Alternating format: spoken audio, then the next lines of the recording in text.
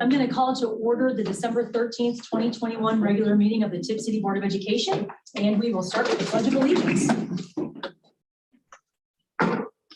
I pledge allegiance to the flag of the United States of America and to the republic for which it stands, one nation, under God, indivisible, with liberty and justice for all. Thank you, Melanie. Whenever you're ready to call the roll.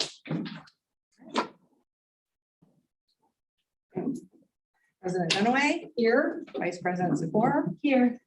Brendel, Here. Donna Heatherly, Here. Simon Patry. Here. Okay, we have a quorum. Great. Looking for a motion in a second for the approval of the agenda. I'll move. I'll second. Mrs. Dahl and Mrs. Dunaway. Anybody have anything, any discussion or anything to add or change? I would like to talk under something under old business. Is Yes, that ma'am. something I have to officially add, or when we No. get there, can I just chime It's in? old business, you can just chime in. Awesome. Is that it? Mrs. Zakor? Yes, I just lost my place. I'm gonna skip over you then. Mr. Patry? I'd move just to add facilities committee update. and Okay, where would you like to committee put that? Committee reports isn't on there, but I'd add that as a business item. Let's do that, let's see.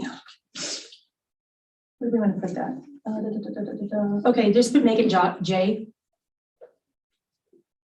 Let's just do, yeah, just do committee reports, Melanie, is J. And then if anybody else have anything, if they attended any committee meetings this month, we'll just add it all in.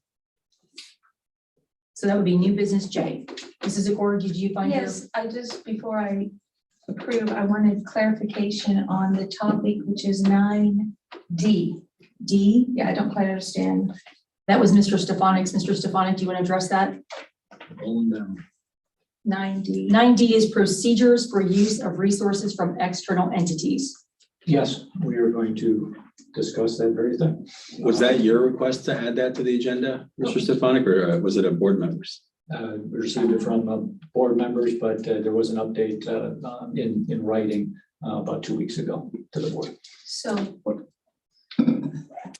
So just for clarification, I guess, yeah, Yeah, what just exactly is, wondering it's very, right, what is that? If items end up being posted on any of our network systems, there are procedures that need to be followed in order to get that approved. Okay. so what brought this to our attention was the queer quiz at the library. Yeah. Is that what we're talking about? The library post. Okay, gotcha. Did you have any other questions? No, fine, thank you. Anybody else have anything to add or change to the agenda? Okay, Melanie. All righty. I forgot to see if I had any changes, but I don't think I do. I did everybody else's. I think I'm good. I'm fine. Dahl, Yes. Dunaway, Yes. Heatherly, Yes. Patry, Yes. Zakor. Yes. Motion carries. 2A, superintendent comments. Mr. Stefanik, state report card. Yes. So I asked for this, just to let you know, Simon, I asked for the state report card to be added because it came out in mid-October and we haven't discussed it as a board or with our community. So I added this to the superintendent comment. So thank you for doing that. I asked him to add it as well. Well, great. Great minds think alike. No problem. Each year, except for the last 2 years, the state of Ohio uses state assessments to produce building and district report cards. 2 springs ago, they canceled the testing because that's when COVID hit and all the schools in the state of Ohio were closed, and that was during the testing window. And so we didn't have any tests that year, so we didn't have any data for report card. This year, we have a quasi report card. And the reason that it has not been on a board agenda up until today is that the instructions from the Ohio Department of Education were that the testing sessions were being done last spring for educational data reasons. They were not being done to produce a report card. And even these data points that we'll be reviewing tonight that there are no grades associated with them. They're just the data points off of the mandated tests that occur in the springtime in the state of Ohio. When you look at these, again, you realize that there were 3 months of school that although folks went to remote learning 2 years ago in the spring, remote learning was a new thing to many school districts, and it in no way mirrored what the students would have received when they were in classes. Last year, we were very fortunate to have our K through 5 grade levels in school for the entire year, but our secondary, we had them in most of the year, and then between Thanksgiving and New Year's, they went remote and then came back in January. But even for the students that were here for the entire year in person, there were still the ins and outs with either positive COVID cases or quarantines occurring. And so students were coming and going at 10-day and 2-week increments throughout the entire year. In addition, we had remote learning where we had upwards of 300 students at any given time in remote learning last school year. And so that was a different educational format for some of our students.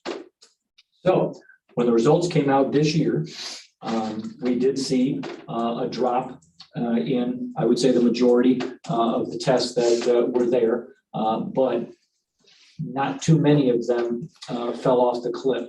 And what I would say for that means that we had an exceptionally high result in 2019-20, but then we had a significant decrease, 20-30 percentage point drop. We did not see that in the majority of tests. Matter of fact, in the tests that we have, of the 20 tests, 16 of the tests, even through the COVID situations, 16 of the tests had 71% or more of our students scoring proficient or higher. So right there around the 3/4 of the students still were showing proficient status at the state level. We had some areas, and those will jump out right at you, that are below the 70% mark, and those are definitely the focus areas for our schools as we move forward. Those are definite identifier points for gaps that need to be addressed.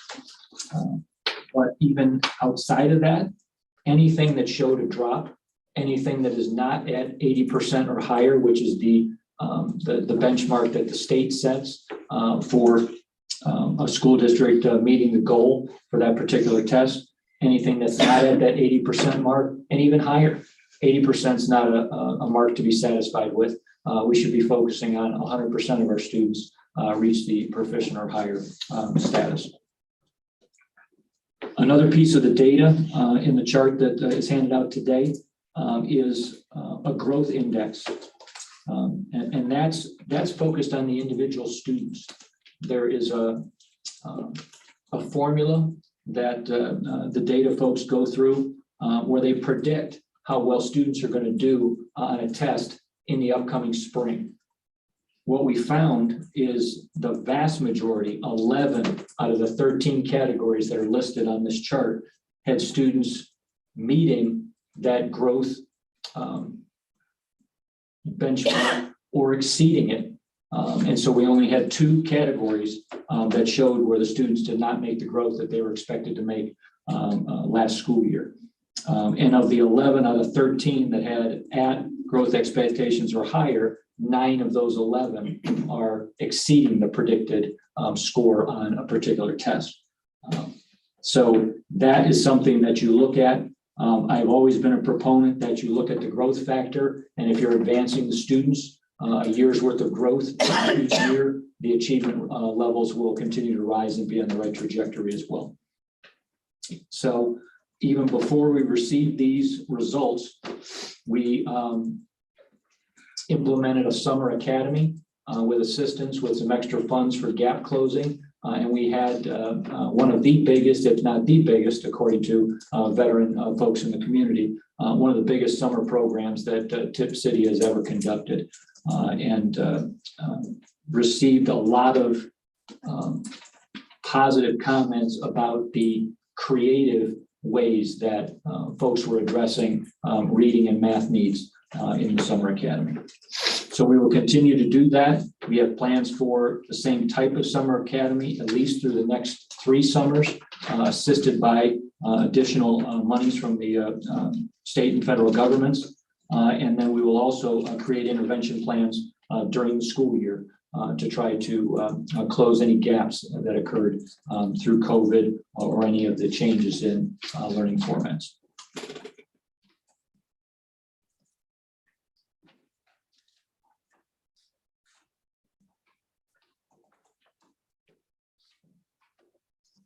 That's the report for now. For those in the audience, I apologize.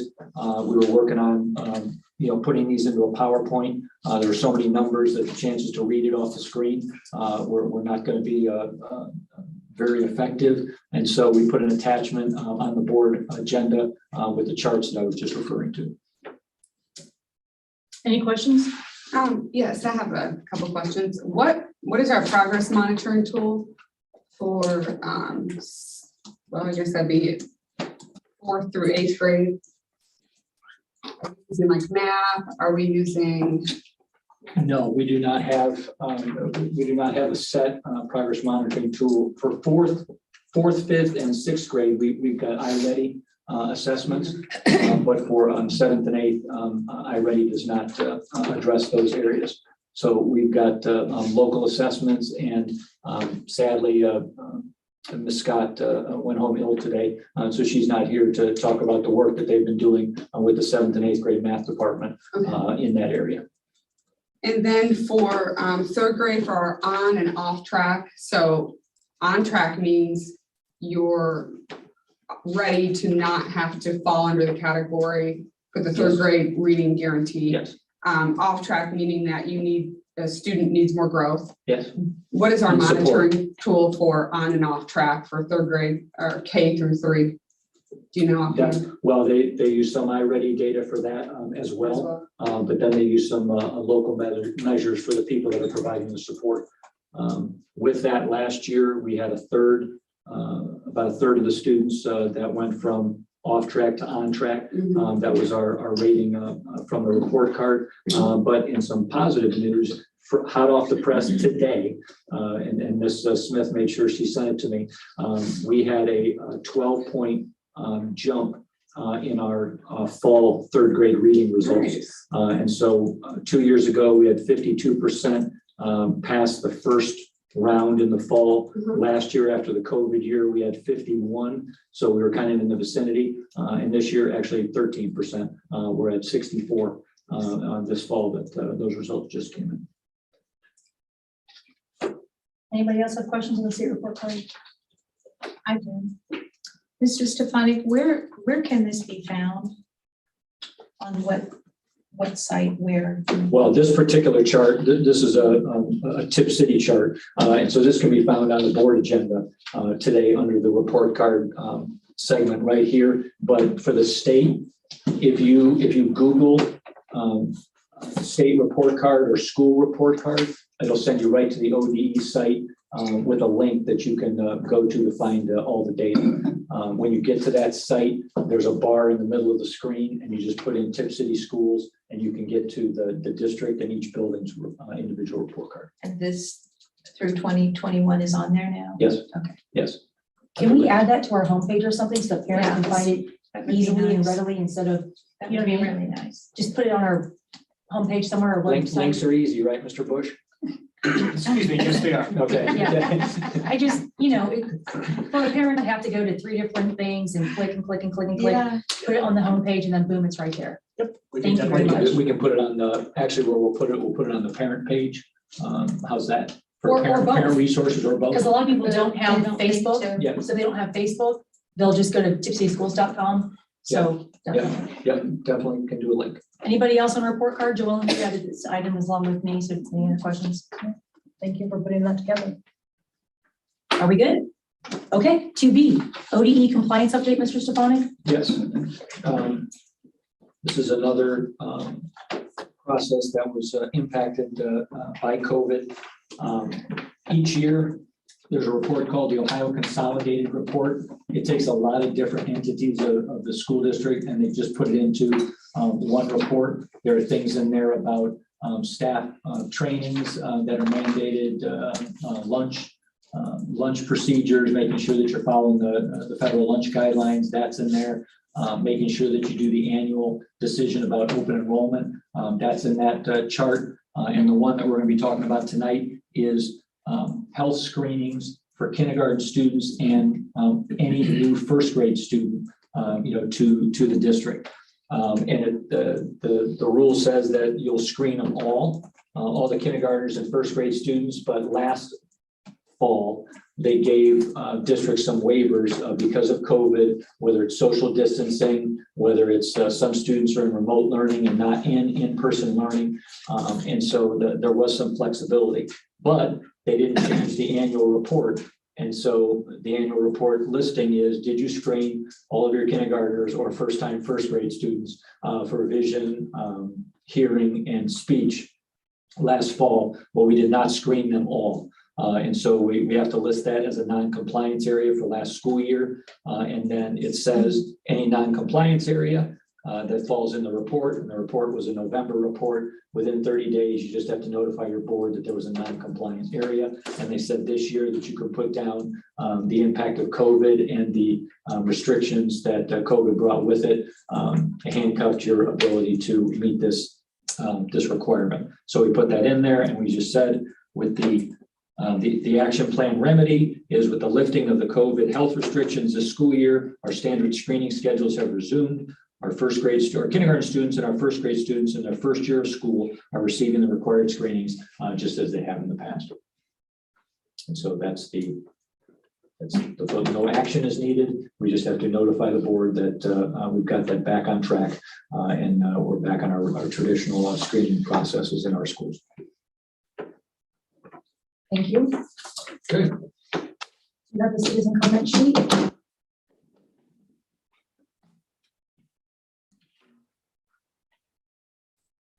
Okay, citizen comments. We have 1, 2, 3, 4, 5, 6. So that's 5, 10, 15, 20, 25, 5 minutes each. And we will start with Mr. Watson. Don Watson, name and address, please. Melanie or Brad will start your 5-minute clock. Just gotta go through.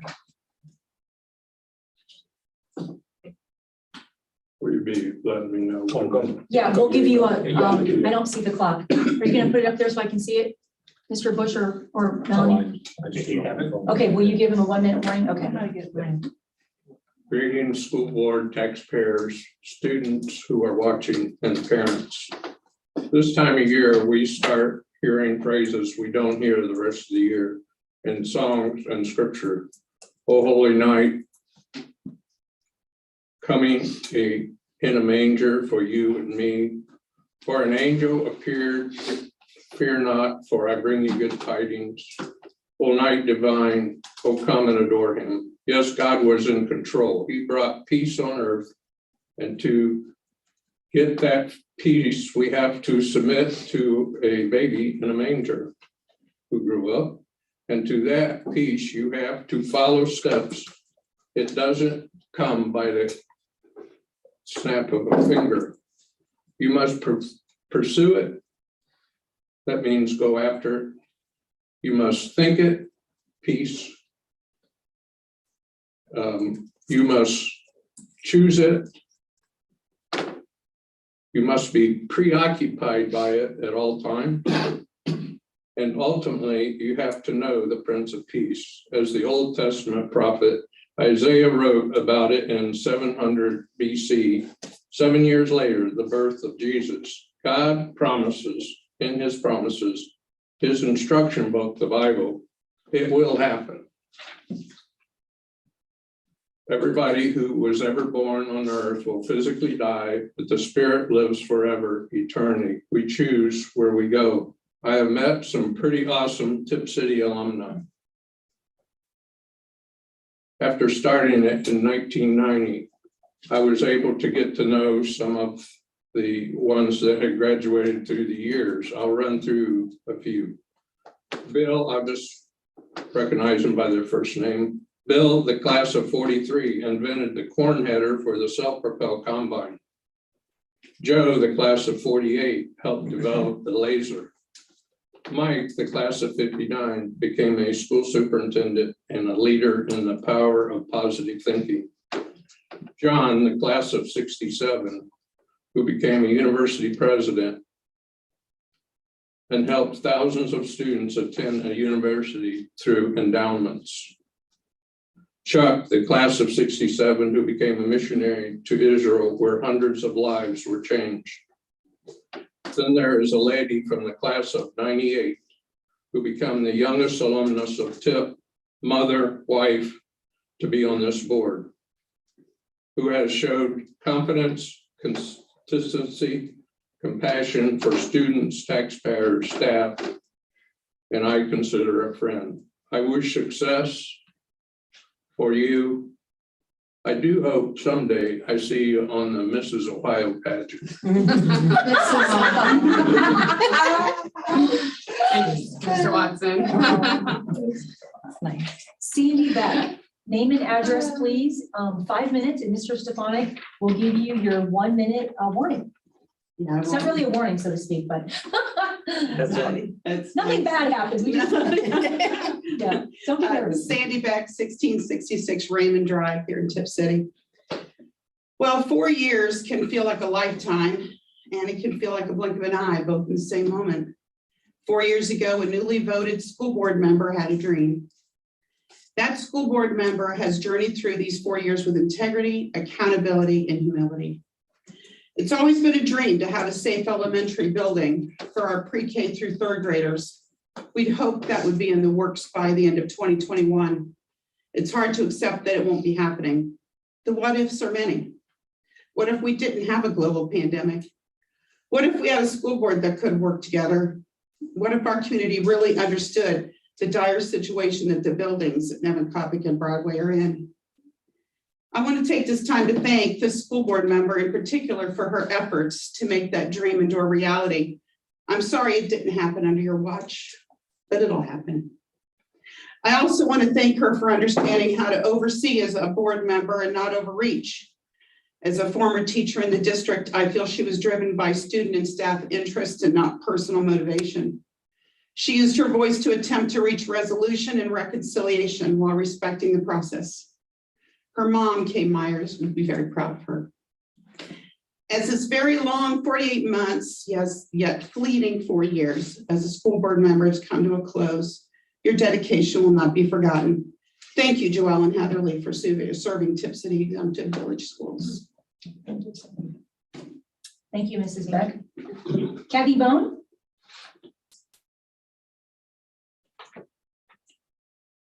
Five minutes, name and address, and Mr. Stefanik will give you a 1 minute warning. Happy Bell, 899 Road, Tipp City.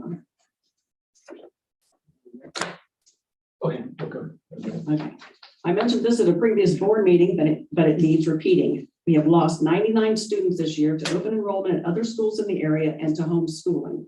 We, like many other school districts, don't track students who may attend Christian or parochial schools, so the number of actual students living in the district but not attending Tipp schools is larger than 99. As I said before, the education in Tipp is lacking, and the people in these groups are unhappy with the teachers and the education their children are not getting in Tipp City. And unfortunately, some inappropriate teaching that is being forced on the kids. The parents are unhappy and taking their kids elsewhere for proper learning.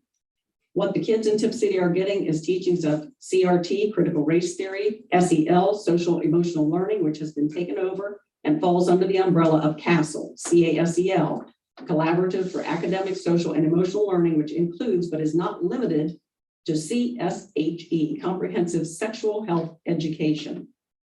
Most, if not all, of these teachings are inappropriate, and especially at certain age levels. A few months ago, I brought you a calendar from the Oakwood kindergarten class teaching sex and gender identification to kindergartners. The parents have set up their own website to identify teachers who are pushing these teachings, among other things, on their children. Oakwood is one of the local schools on the state watch list now as parents try to protect our children. In Miami County, so is Milton Union, Troy, and Tipp City. For Tipp City, it started out with the mention of a brain pop link in the elementary schools, and we're now in the red light zone, right now on the watch list. But this morning when I checked it, there's an inclusion of 4 more instances over the past couple of weeks, which is now dropped onto the website as of today, and our rating may soon turn to yellow, which is a severe watch list category. It now includes the play She Kills Monsters, put on at the high school by the drama club. Why, you ask? In case you didn't see it, it is because the play was put on in a taxpayer auditorium at the school. It's because it's a sexual play. Even though they said it was toned down version, there was still cussing, even taking the Lord's name in vain. There were many, many sexual innuendos and references. And while those complaints came, the ones of all the bullying going on came too. These are 2 sheets of complaints from people here around town about that very play. The bullying was pushing kids to have unwanted sex by the main character and a group of nasty cheerleaders. Many complaints came out of it, but I think the most damning is that after talking to the superintendent and the principal, it was mentioned that some kids did not participate. They chose not to due to the content of the play. How sad when they move on to their theater or drama field after high school, that they may not be able to include the high school play on their resume this year because of inappropriate sexual content. I applaud these students for standing up against it, but at the same time, I feel sad that their drama teacher didn't want to do an all-inclusive play. I also think the public has the right to know that our auditorium was used to show a play that was sexually inappropriate. That even though it had a PG-13 rating on it, it was not appropriate to show at the high school or in any public funded school building. The drama teacher and principal had a large lapse of judgment on this. If you're able to get the manuscript for the play, read it. However, I'm still waiting on the one I requested from the school. This matter should be taken up by the school board and any discipline measure should be taken. Although with new incoming board members, I don't see that happening. I will say that the students doing lighting, sound, scenery, had a great time, and I'm sure some of the people in the play had a great time and did very well on the production of it and their parts in it, but it still was very inappropriate. I do want to encourage all parents out there to talk to your kids every day about school, look at their assignments, their school books, their lessons on their Chromebooks, ask if their teachers are giving them any class assignments that the parents should be worried about, and especially any work the teachers may be giving them and telling them not to tell their parents about. You as the parents need to stand up and speak out against anything you think is inappropriate and bring it before the board, no matter what results the board comes up with. If we all speak out and make each other aware of what is being taught in our schools, hopefully we will be able to save our children. Thank you. Thank you, Kathy. Tara O'Neill.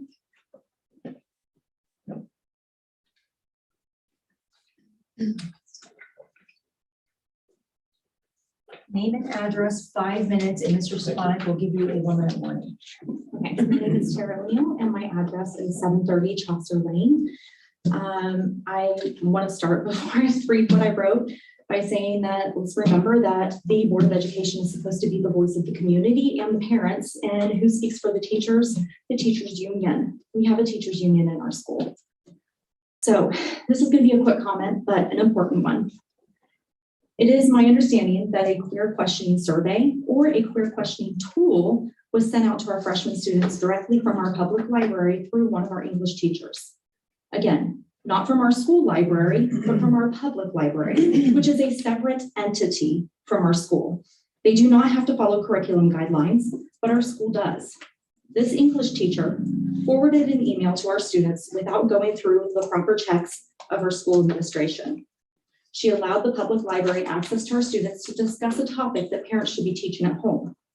This goes beyond the rights of our school to impose their beliefs onto our students, to let the public library have free access to our students to discuss a controversial topic.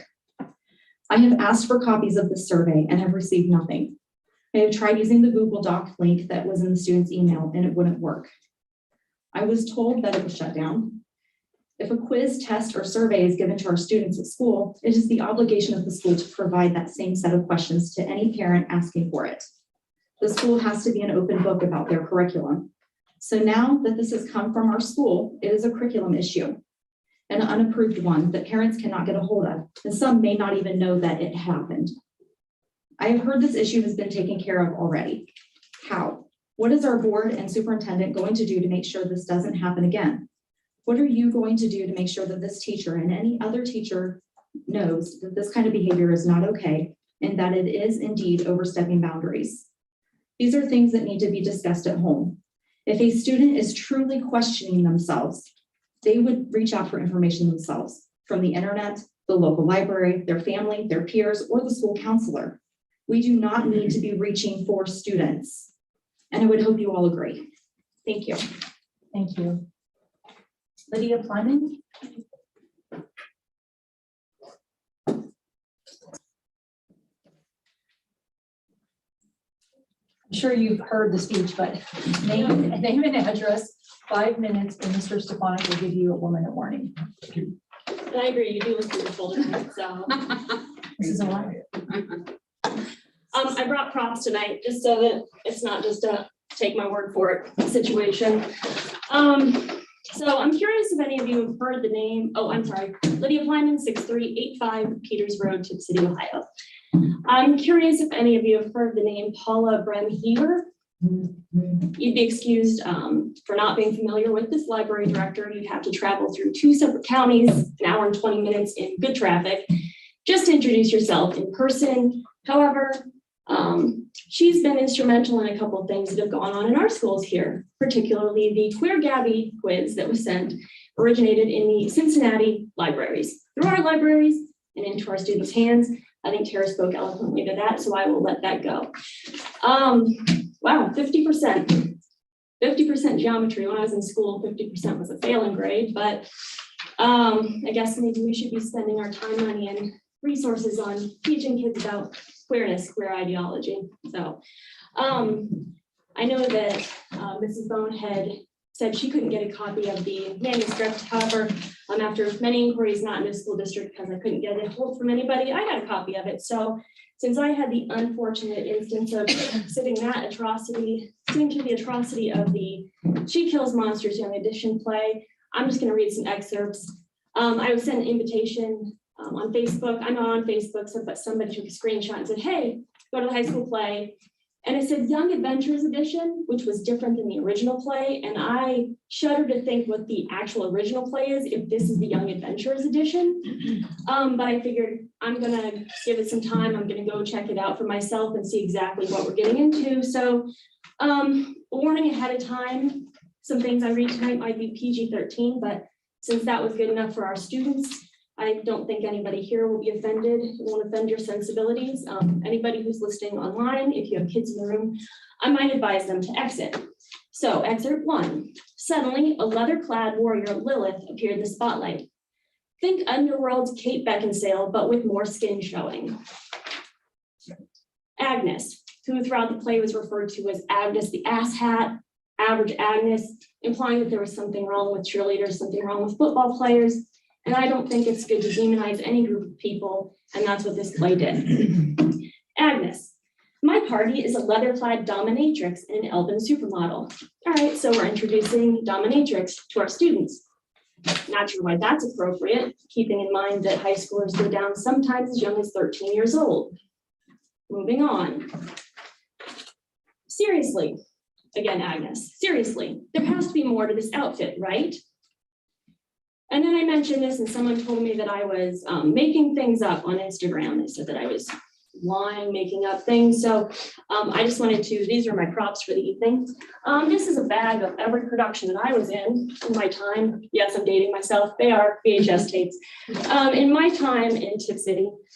So I do know that the school has to have copies of the production. So I went to the Friday night performance. So if anybody wants to peruse that, I'd advise asking the drama people. I do know they record it. Moving on, Agnes, it upsets me that you don't know how to put on all your clothes. Responding to another character. And I'd advise you wearing a complete shirt next time you're making out with my sister. The description of this play said that it wasn't overtly sexual, so this was the whole thing. I'm just pulling some fun excerpts out. Again, Agnes, what's with you not giving your girlfriend a full costume? Tilly, she's a she-devil. Agnes, she's dirty. Suddenly, a huge pyrotechnic explodes as 2 evil cheerleaders fly into the area with an impressive musical number backing them up. Evil Gabby. Okay, all you have to do to get into the awesome evil club is to make out with me for 1 whole minute.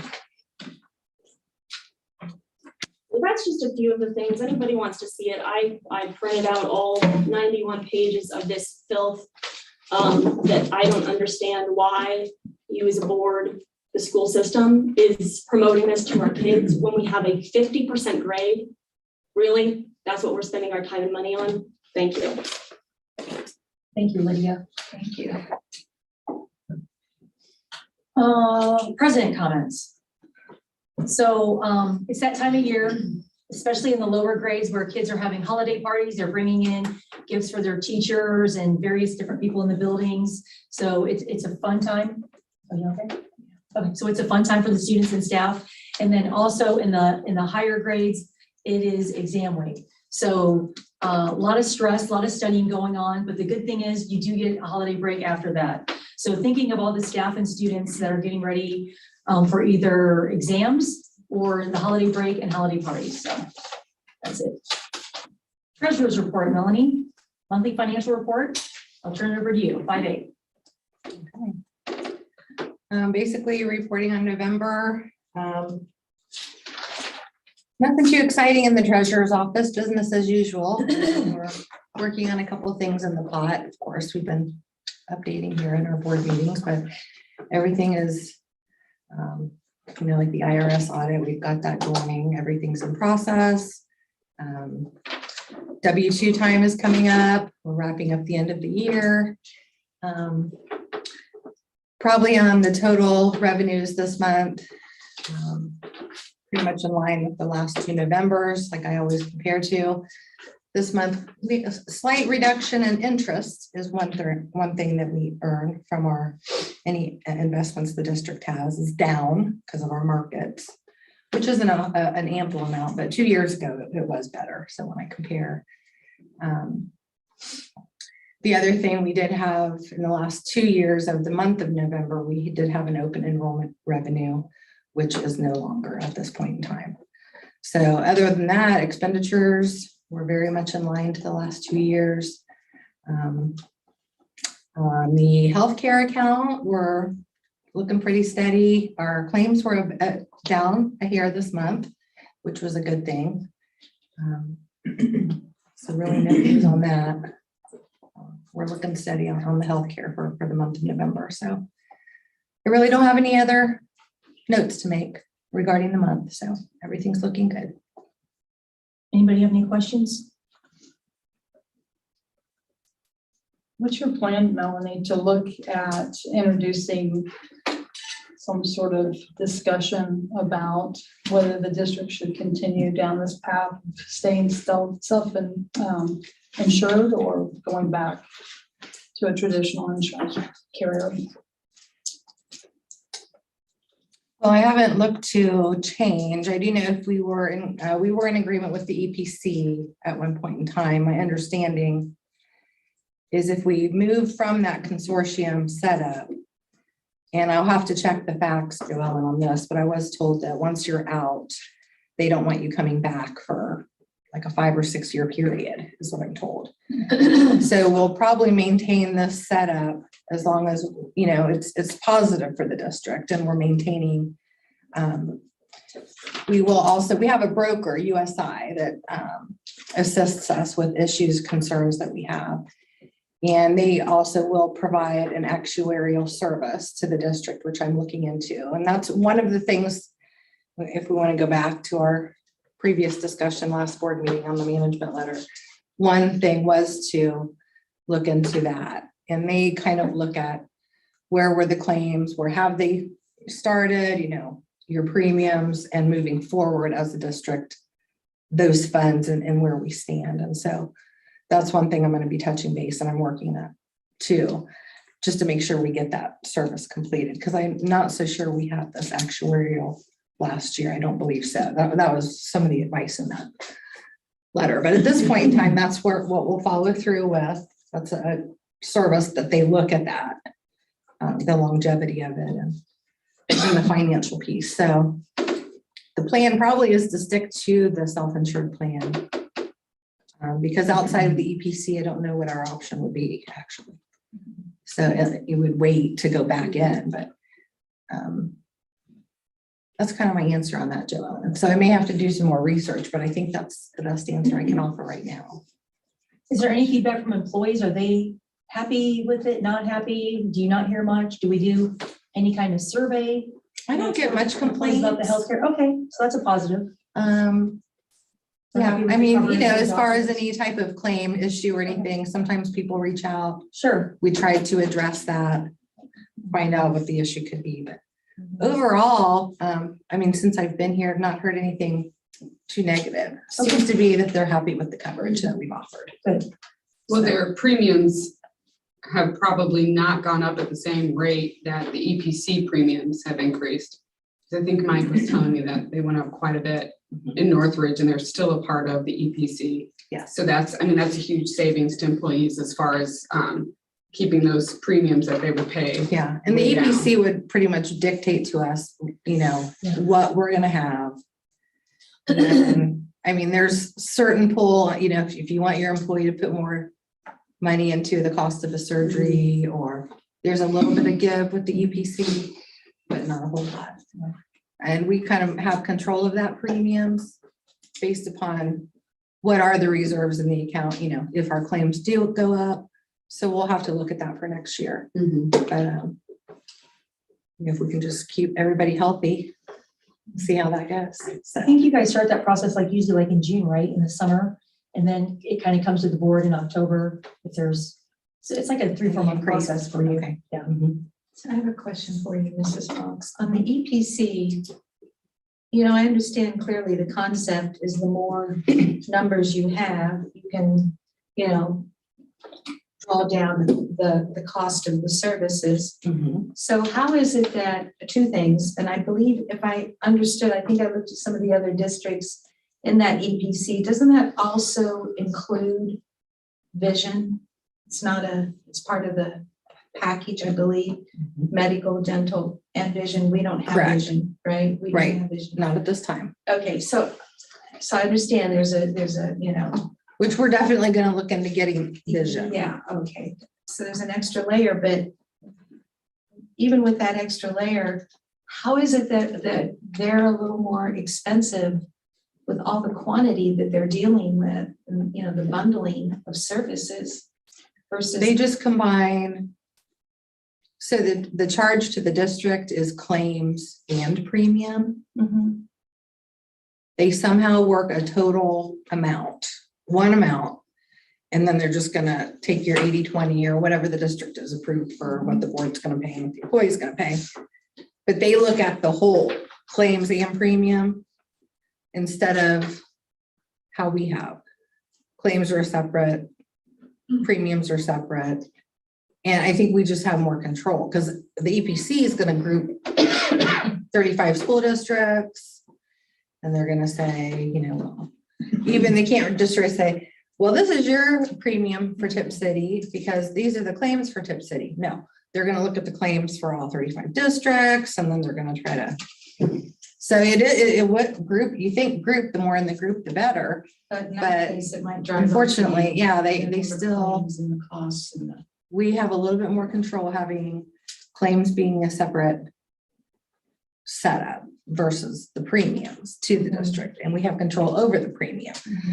Like with the EPC, they came in and said, this is it, take it or leave it. Too bad, there's no, that's what it was gonna be. And then when Mr. Stevens made the move to come out of that, now we have a little pull on what we can tell our employees what the premium is gonna be. So there again, since I've been here, they were able to keep that steady this time. So we'll just have to see what the future, and then I'll have to go through that process in the summer and then bringing that up before open enrollment for next year. So we'll have to take a look Final at that. thought, I don't know if these plans offer this, but I know it's very attractive in certain settings, certain corporations as well, where you actually earn income by staying healthy.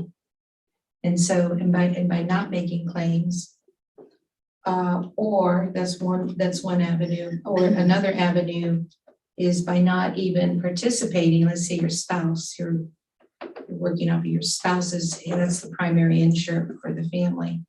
And so you get a little bit of a bonus, a little bit of a kickback, if you will, by not jumping into the plan. But even if you do, that I like the concept that you're actually being rewarded for healthiness. So I don't know if that's something.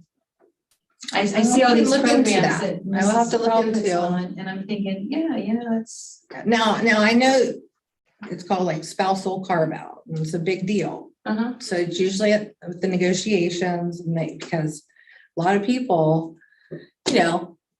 depends on the spouse, if they don't have it, or if they do, or, premiums are different, coverages are different, you're actually splitting your family coverages, Right. somebody's going to Anthem, the other person's got United Healthcare, whatever it is. It's somewhat, I don't know, maybe it's an opinion of the family or whatever the setup is, but you may or may not want everybody on the same, or, it just depends. However, if you, Tipp City were to say, hey spouses, if you guys have the coverage, you're not coming onto our plan, that will save us money. But at the same time, we might put some of our employees in a bad spot. No, it's not an option. It's It's offering an it. option. It's a menu. It's Okay, it's an option. Oh, it's an option. if Yeah, they choose having the that. option is Yeah. great, but there are districts out there, there is no option. Oh, So- okay. Well, no, I wouldn't like that. Yeah, and then- Options. It could potentially save our Right. employees some premium dollars. Because everybody's health situation is so unique, for each individual or family or unit member. Yeah. Yeah, as far as your spousal carve out it does save the district, but it can. But you're A also lot of- rewarding, you're also adding income to that weekly or that bi-weekly check for not participating, right? It's a little kickback. Hey, Melanie, I never got a motion in a second on this. I just thought of that. So looking for a motion in a second. Sadly, we've already discussed the treasurer's report, so I'll make the motion. I'll second. And Joellen will be the second. Is there any discussion? Yes, we've already had that. I apologize.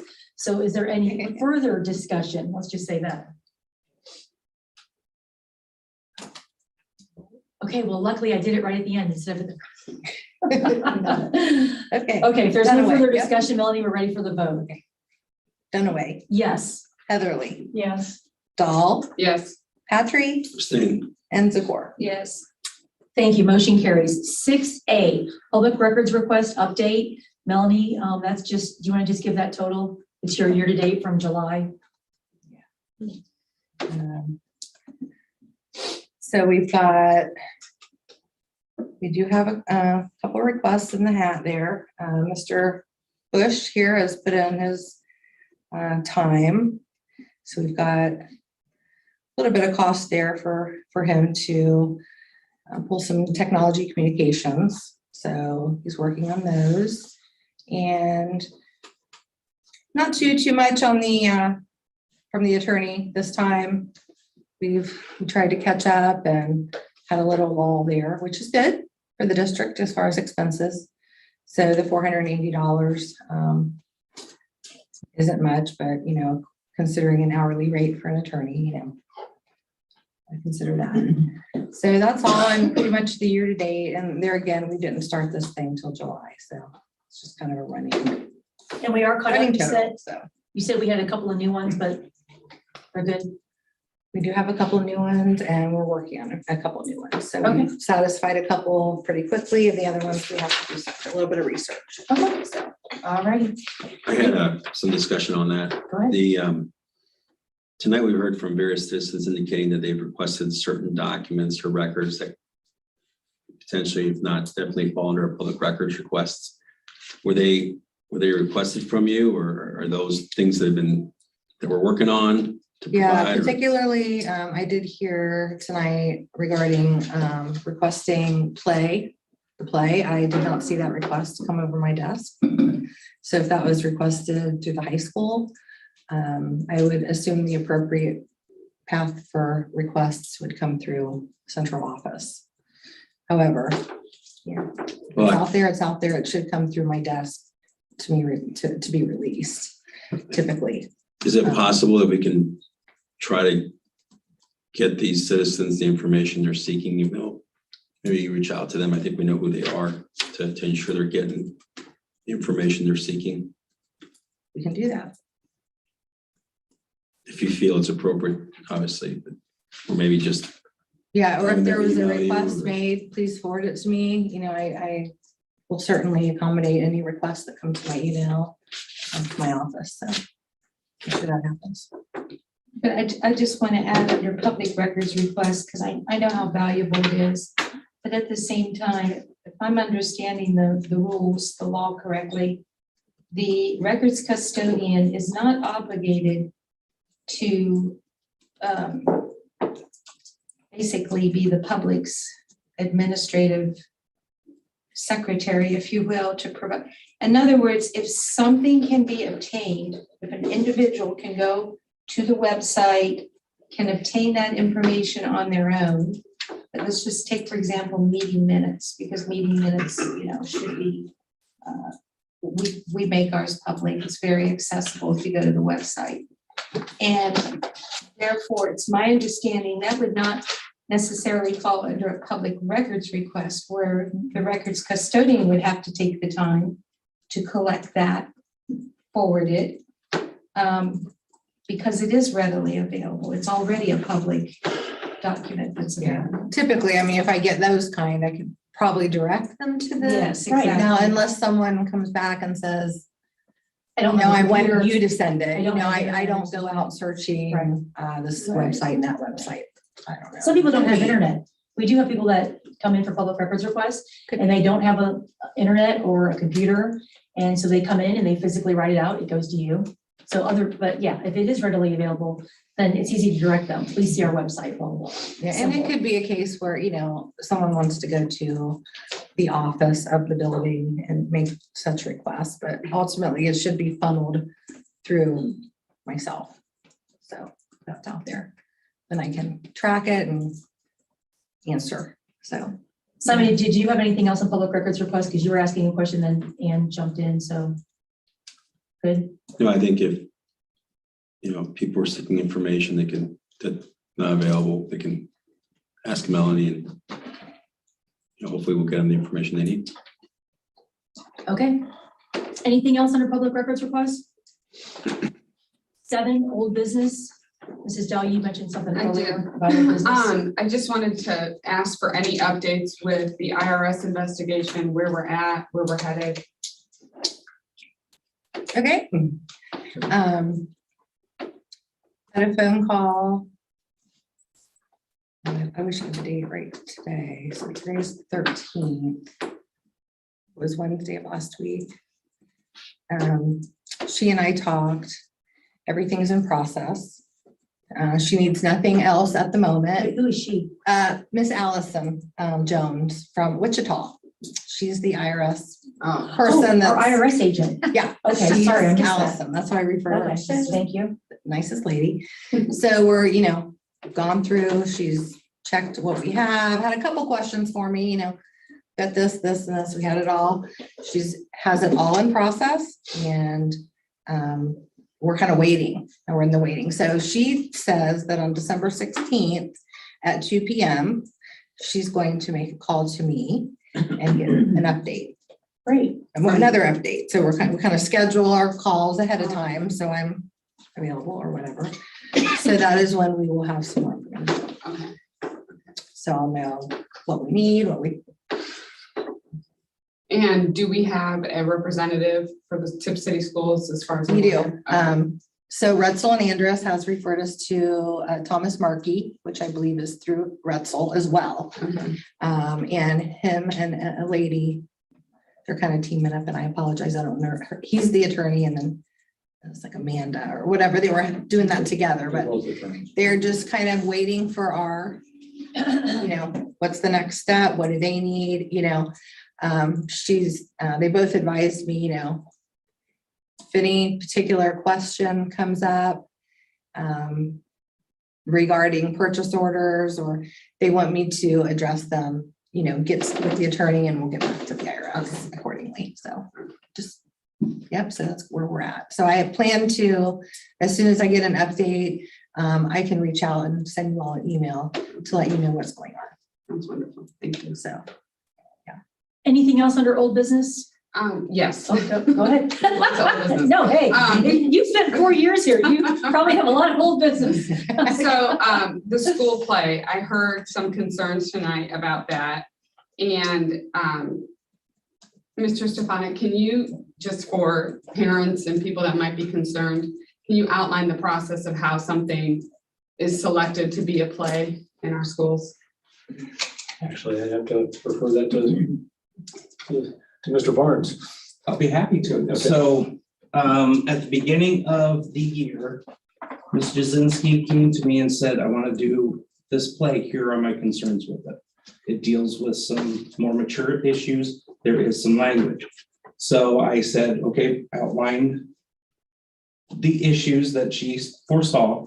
We discussed how to handle them in an appropriate manner while understanding that this is a play that's very popular. And it's also, we could debate how appropriate it is, but in my opinion, it was appropriate for high school. And so I gave her permission to proceed with the play. Thank you. Sure.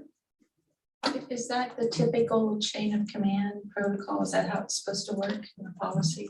And if, yes, and if there would be questions in the building administrator's mind, then he would reach out to me to involve me in the conversation as well.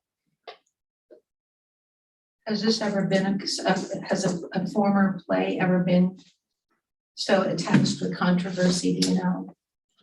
I'm not. I don't recall it. I'm just wondering if it came up in any of your dialogues or understanding.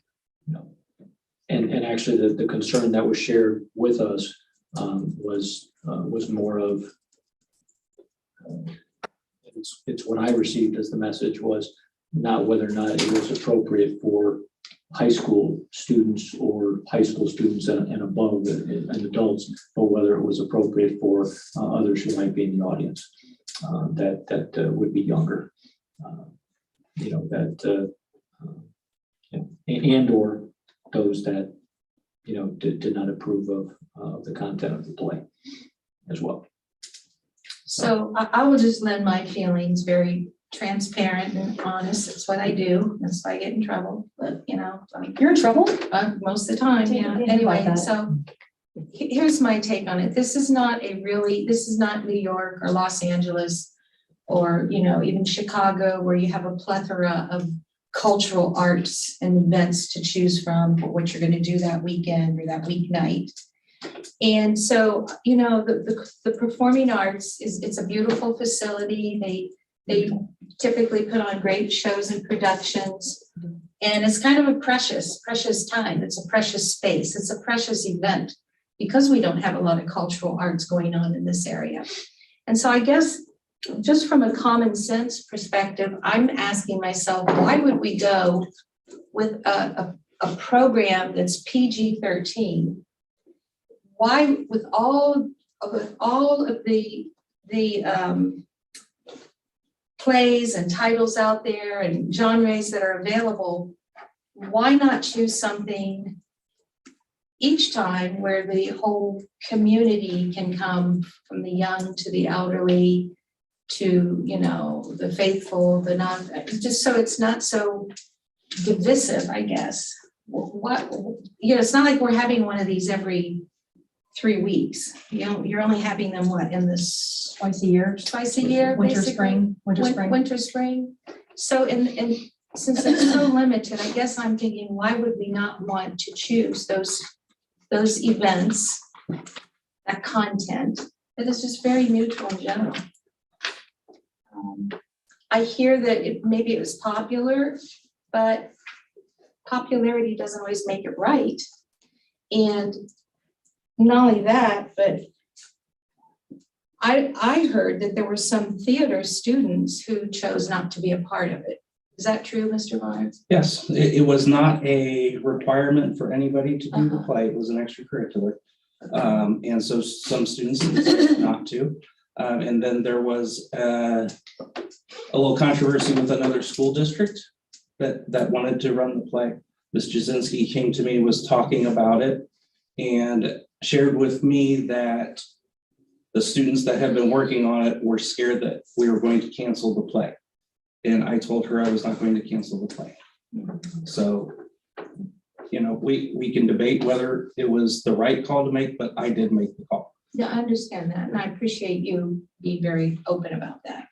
But what I'm saying moving forward, especially, you know, when you, because I know theater kids are generally really passionate, you know, it's like band kids are all kind of in this. And so to me, it's also sad that, again, because we have such limited productions, two a year, that anybody in the theater program would abstain, if you will, you know, voluntarily, because they felt it wasn't right for them. And so they, you know, that's really unfortunate. I mean, truly it is. That's why they're there. They love theater. They want to be a part of it, whether it's, you know, backstage or on stage. And so that's my thought. I think it was probably not the best decision, to be honest with you. I think, again, given all the choices that are available in PG-13, and then just the language, the dominatrix. I mean, what are we talking about? A dominatrix? Do people even understand what that is?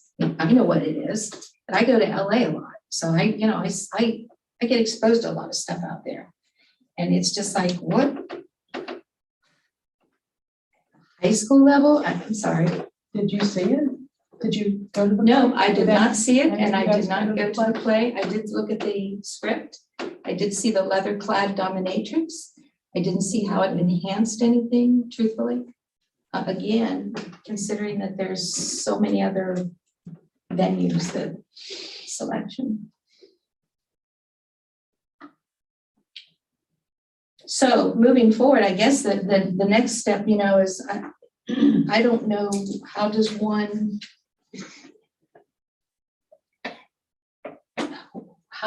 move to, is this like, okay, well, you feel this way, but 50% feel that way, so we really haven't resolved anything.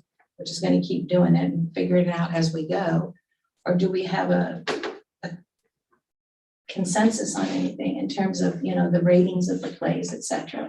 Because I don't really understand where we're landing on all this. If it happened once, it can happen again. And so I just want to know. I have a small thought. One of the things that people love about Tipp is the culture here in the community, and neighbors and friends and family. And I think one way to avoid, you know, controversy or shock or whatever is keeping in touch with them. And I know we push a lot of information out, and I wonder how much we gather or ask for input. And I know you've recently started a parent group, and I think that is absolutely fantastic. And I think through doing that, we're going to find out a lot more about our community values than we currently understand, or that we're currently operating with, because, you know, education is a partnership, not just with parents and students, but with our community. Because when it comes time to build those buildings that we know sorely need replaced, it's our community that we're going to have to ask to please, you know, expend your tax dollars to us. So I think that the more we can keep in touch with our community values and what they will tolerate and what they will not tolerate, the less you know, controversial issues we'll have, and the easier it will be to pass levies and bonds when the time comes for that. So I know that you have that parent group. If there's some way then that we can expand that to just a community group, and it doesn't have to, you know, whatever form and shape it takes, but that's something that we definitely need to do. It will expand to a community group, but we wanted to get started with the parent group first, and then it'll expand out to community members. How many complaints did you receive about the play? Me personally, You and Mr. Barnes? I'd have to ask Mr. Barnes, but I received one, and then I heard about another one, but the person didn't write to me directly. The only one I had was in our conversation with Ms. Burns, yes. So I don't know that 50% don't agree with the selection of the play. I think maybe, I don't know if you were using that as just I an think example, citizens and of it. No, I was saying saying 50%. Yeah, she. No, you were saying as an example, if 50% are, what is the consensus? I just wanted to clarify your comment because I'm not I sure don't what know. you're clarifying, so why don't you clarify that? I think my point is this. We have one complaint, maybe more. How many plays or musicals up to this point have we received complaints on? I don't know that anybody here can answer that. I haven't. So I guess if the process is, the discretion of it is for the staff that's running the play to go through the principal, that we honor that procedure. I think this is an example where they'll probably look at it pretty closely next time, given the controversy that's been expressed. But I don't know if that is an expression that is held by a more of a majority of Tipp City.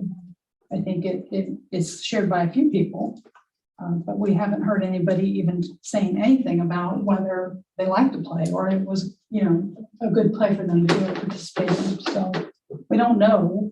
So I don't want to react, and I don't really think that we should be stepping into the process because that's a process that's established. And I trust that Mr. Barnes is going to work with the theater director and whoever else has been working on the plays and musicals moving forward, using this as a guide. Well, So, sorry, I trust that Mr. excuse me, point of order. I haven't commented yet, so I'd like to comment. So I kind of have like a blended kind of with all three of you. One is, we are a very conservative community. We all understand that. That doesn't mean it's not, of course you want to think outside the box and there's nothing wrong with that. That's how people grow, right? Getting outside your box. When you stay inside your box, you're not growing. It's same old, same old, same old. My only thought would be, I would hate to think of a younger person, and I did not attend the play, Joellen, you asked, I did not. I was out of town that weekend. I would hate to think of a younger person being there and then a parent having to go home and have a conversation that they weren't, ready for to have with their child. But I'm not a high school student. I'm not at the high school, so I don't know, the posters. I don't know how it was explained, so I can't comment on that. I can just only comment on, as a mother, I wouldn't want to have a conversation too early if I didn't have to. So I'm sure that's a thought that was considered. And then I agree with Joellen. It never reached the board level because it's a building level decision, which is the theater person and then the high school principal.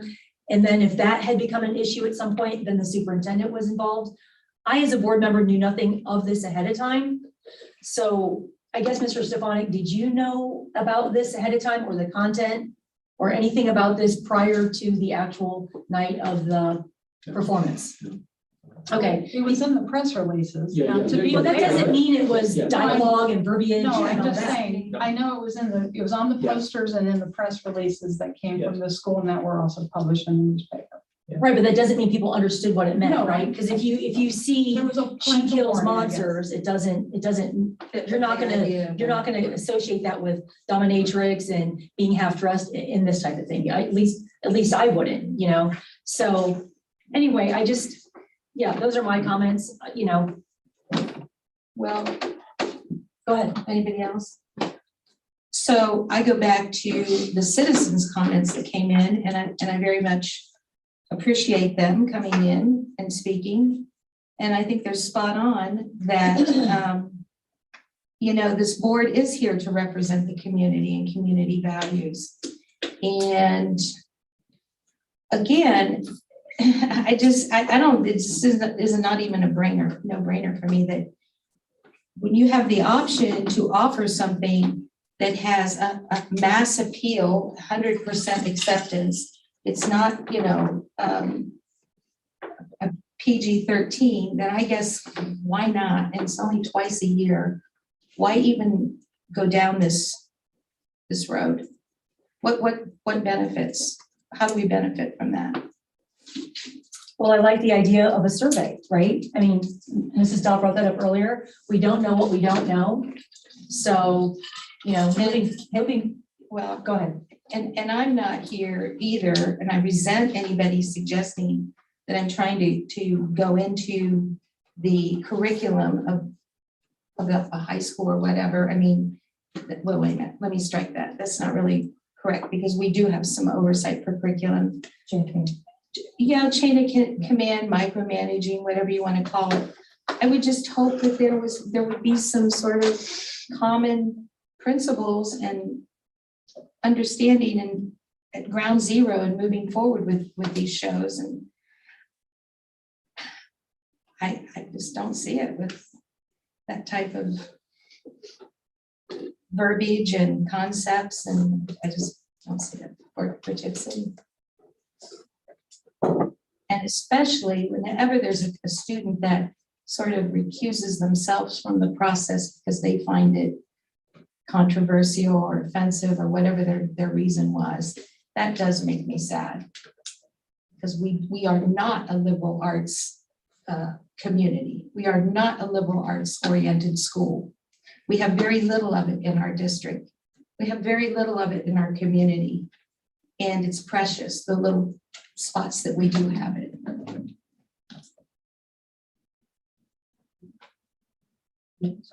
Did you know if anybody, did Ms. Jazinski share any thoughts or anything with you, positive, negative? What was the feedback that she received? Well, I don't have any. Oh, yeah, I'm not trying to put you on the spot, just. Just qualitative Right. comments of the parents of the students, and I've said, and I don't think anybody doubts how well the students did with play. Mhm. That was never in question, and I don't feel Right. like anybody has even questioned the job the students did. So I'll make that clear. Nobody is questioning any of that. Could there have, is it lesson learned for me? I could sit here and say that somebody else approved that and I just stepped into it, but it doesn't matter. I'm the high school principal, and I told Ms. Jazinski she could proceed. So the buck stops with me on this one. Did I think at any second that it wasn't appropriate for high schoolers? No. Looking back, was it appropriate for younger grades? Maybe not, and that's why we had the disclaimer on all of the press releases. Ms. Jazinski had all kinds of parent comments saying how much they enjoyed the play and that sort of thing. And I think some of the comments that were shared were taken out of context. In print, it looks different than what it looks like on the stage. So just reading the script, yes, were those words used? Yes, I'm not going to say they weren't. But getting the whole context of the play and the themes of the play get lost in when we're looking at just the verbiage, which I'm not debating the verbiage at all. Those were the words that are in the play. Right. So those are my thoughts. Okay. Anything else under old business or anything else on this topic? Okay. New business consent agenda items, looking for a motion and a second. I made a mistake on this one. I'm so Okay. sorry. I see I missed something. Did you make a mistake on old business or new The business? consent agenda, Okay. and I didn't know what the process is before. Well, you I don't know what your motioned. question is, so go ahead. We've already done the I know. consent agenda at the very beginning of the meeting, and we've already voted and it passed. So I'm, okay, ask your question, and I'll figure out how to deal with it, so to speak. Well, Go that's ahead. the problem. I understand you're not supposed to be discussing items on a consent agenda. But now that I see one on here, I think it deserves a discussion. That's G, 8G. Okay, we've discussed insurance tonight already, and we've already approved this agenda as is, so I'm not really sure. We didn't vote on the consent agenda yet. Did we? We've already voted on the consent agenda to be discussed as correct, as a consent agenda. All of the items were already moved or changed or added, deleted, etc. It's already passed. So Maybe you could direct your question to Melanie afterward or in an email. So, is my. you can vote no, obviously, because we're Yeah. getting ready to vote. I have a motion. If you read it, So, yeah. it's asset insurance, right? Not health insurance. No, not health insurance. Anyway, did I answer your question or did I No, not? because I thought that under Robert's rules, even if you have a a first and second, you can motion even to pull that out at this stage, but maybe I'm wrong on that. we've already approved the consent agenda at the very beginning of the meeting on 1C, approval of agenda. We did have amendments and changes, et cetera, et cetera. I understand that. So right now, what has already been approved this evening is your item G is already in the consent agenda. It was not pulled out. So I'm sensing you have an issue with it, and No, it's I want to have a discussion with it. I- I think we should have a- go ahead, Simon. Point of order, I think Ms. LaCour is correct that she can move change to it now? remove that. I believe our policy allows a board member to remove anything from a consent agenda just on their own request without any second outside of any parliamentary rules under Well, good for parliamentary you, that's rules. new to me, so. I also think that she has the right as a member of the moving party to revisit it as well.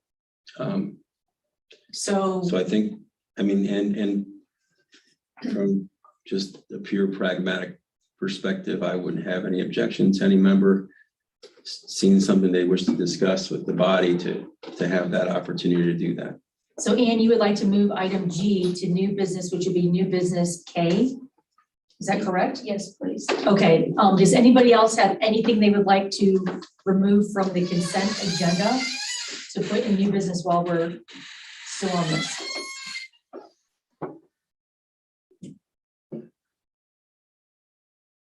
Okay, And just for Melanie, did you add that? the education of the board, the policy is 165.1E on the consent agenda. Member of the board may request any item to be removed from the consent resolution. No vote of the board will be required to remove an item from the consent agenda. A single member's request shall cause it to be relocated as an action item eligible for discussion. 165E, sign. 165.1E. Thank you. Melanie, are you good? So just give me a minute. I'm gonna go ahead and take it out. Right, when you take it out, I don't have any problem with it being removed now either, but I think that policy is supposed to revert back to the approval of the agenda. Well, that's what I thought, section because at the we've had beginning of this, the meeting. we've had But, this yeah, come up It doesn't matter before. to me, yeah. In the past, we've never been allowed to, once it's, I don't care, because I always want people to feel like they've gotten Sure. their fair voice. Right, but at that point, that's what they say, when people say, I'd like to move this out. Right. There's never really any discussion, there's no vote, we just start moving things. But then we At that approve part- it Right, at that in, part of the in agenda. section 1, so that always makes me a little nervous, because That's what I'm used that's to. why we have a consent agenda. Right, that's what I'm used to, but it doesn't matter to me either, whether you. Is everybody okay with Ann pulling her item G? I mean, that's just the appropriate way to handle it. Is that okay? Okay, so go ahead. Okay, Okay, so so moving on, consent agenda, which is now A through M. We are approving the consent agenda minus G, so everything is now A through M. Looking for a motion and a second. Oh, you already moved? Did you second? I'll second. Okay, so Mrs. Heatherly and Mrs. Dahl, Melanie, Okay, I just took it out. So give me one moment. I have to go all the way out, so it resets my computer. So that's down into new business letter K. Thank So you. I moved it down. Check.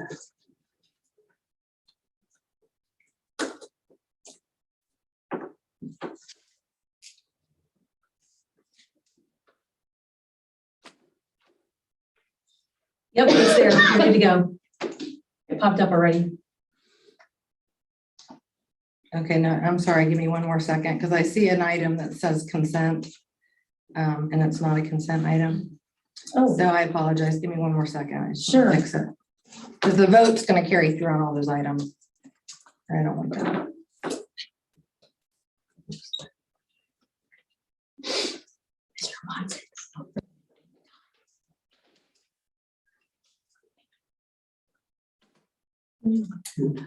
One, two, nine.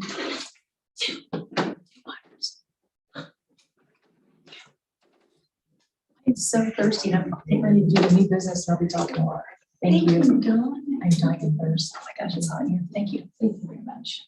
You're the best. They finally put you to work, didn't they? How many years have you been coming here? It's the first time you got put to work in a meeting. Too many to count. Oh, in here. It's hot in here. Let me know when you're ready, Melanie.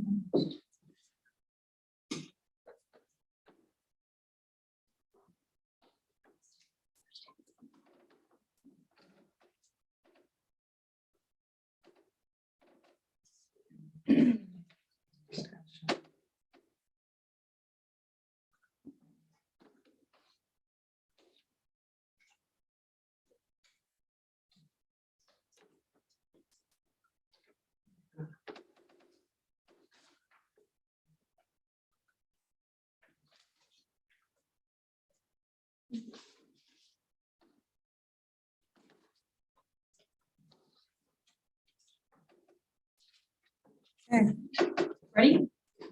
We have Mrs. Heatherly and Mrs. Dahl for motion and second.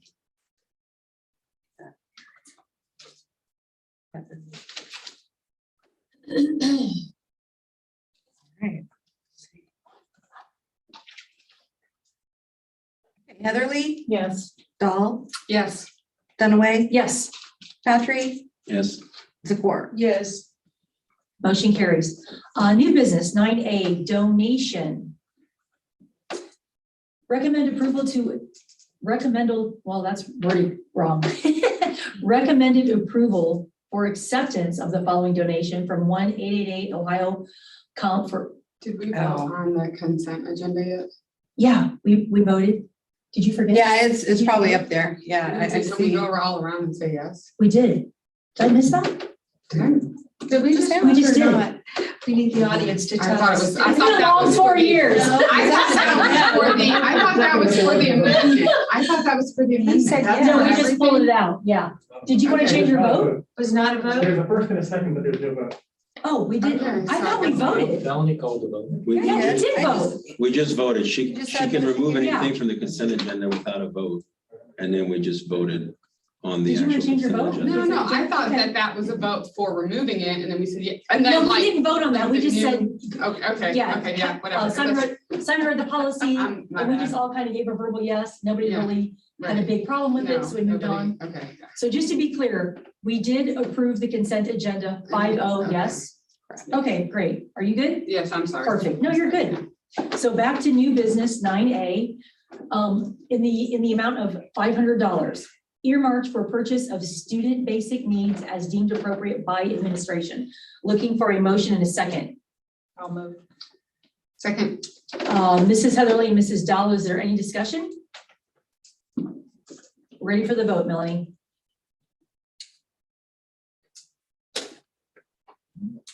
Heatherly, Yes. Dahl, yes. Dunaway, Yes. Patrick, Yes, Zakor. Yes. Motion carries. 9B, recommend approval to accept donations from N. Miller and P. Gray in the amount of $350 to be used in the district's special education programs in memory of former bus driver Fred Cook. Motion and second. I'll move.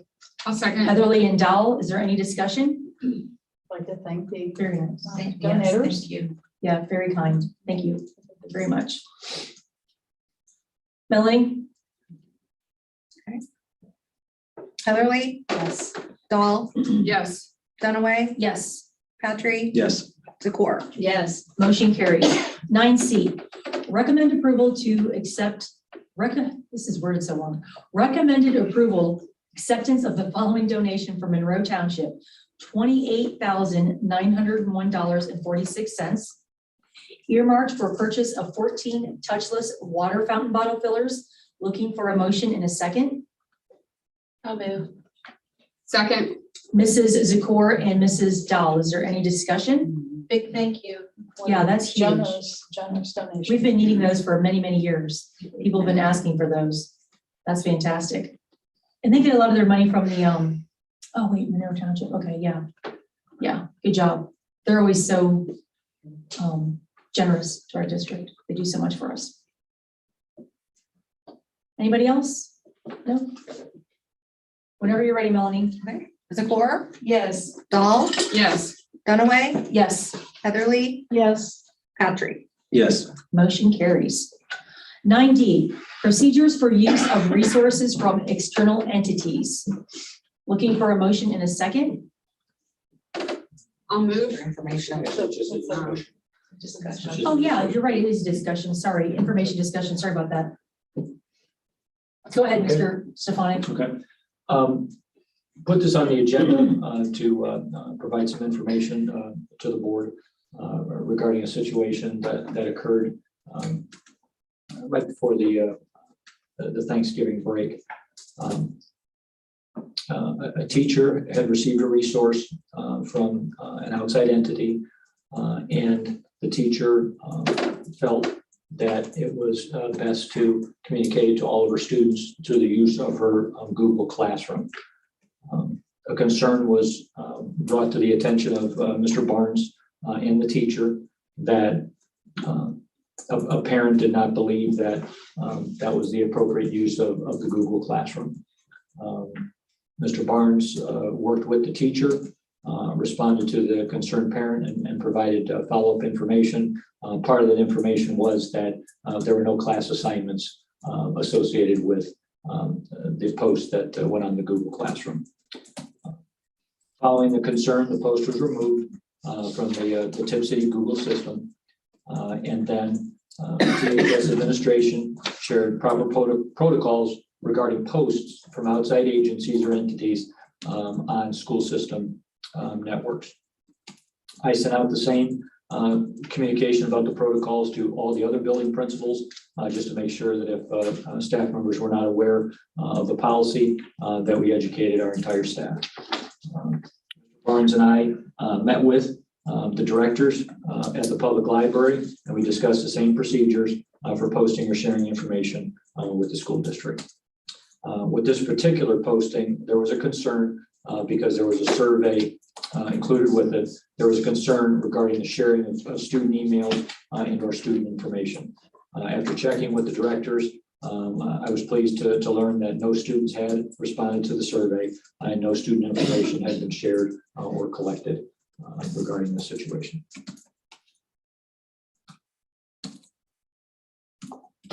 Mr. Barnes, anything to add to that? Just something very quickly. The parent was concerned that there was a quiz attached. This quiz was a Google form. When you open Google Forms, a lot of times it says it's a quiz. It's just the default. At no point was any student even asked to take this. So it was not mandated, but I did agree with the concerned parent that the Google Classroom was not the best place for this. And that the counseling department would have been a much better place for this. So we discussed that with the teacher. Teacher took it down, and we reminded, like Mr. Stavanik said, we reminded the staff of the proper protocols. So thank you for that.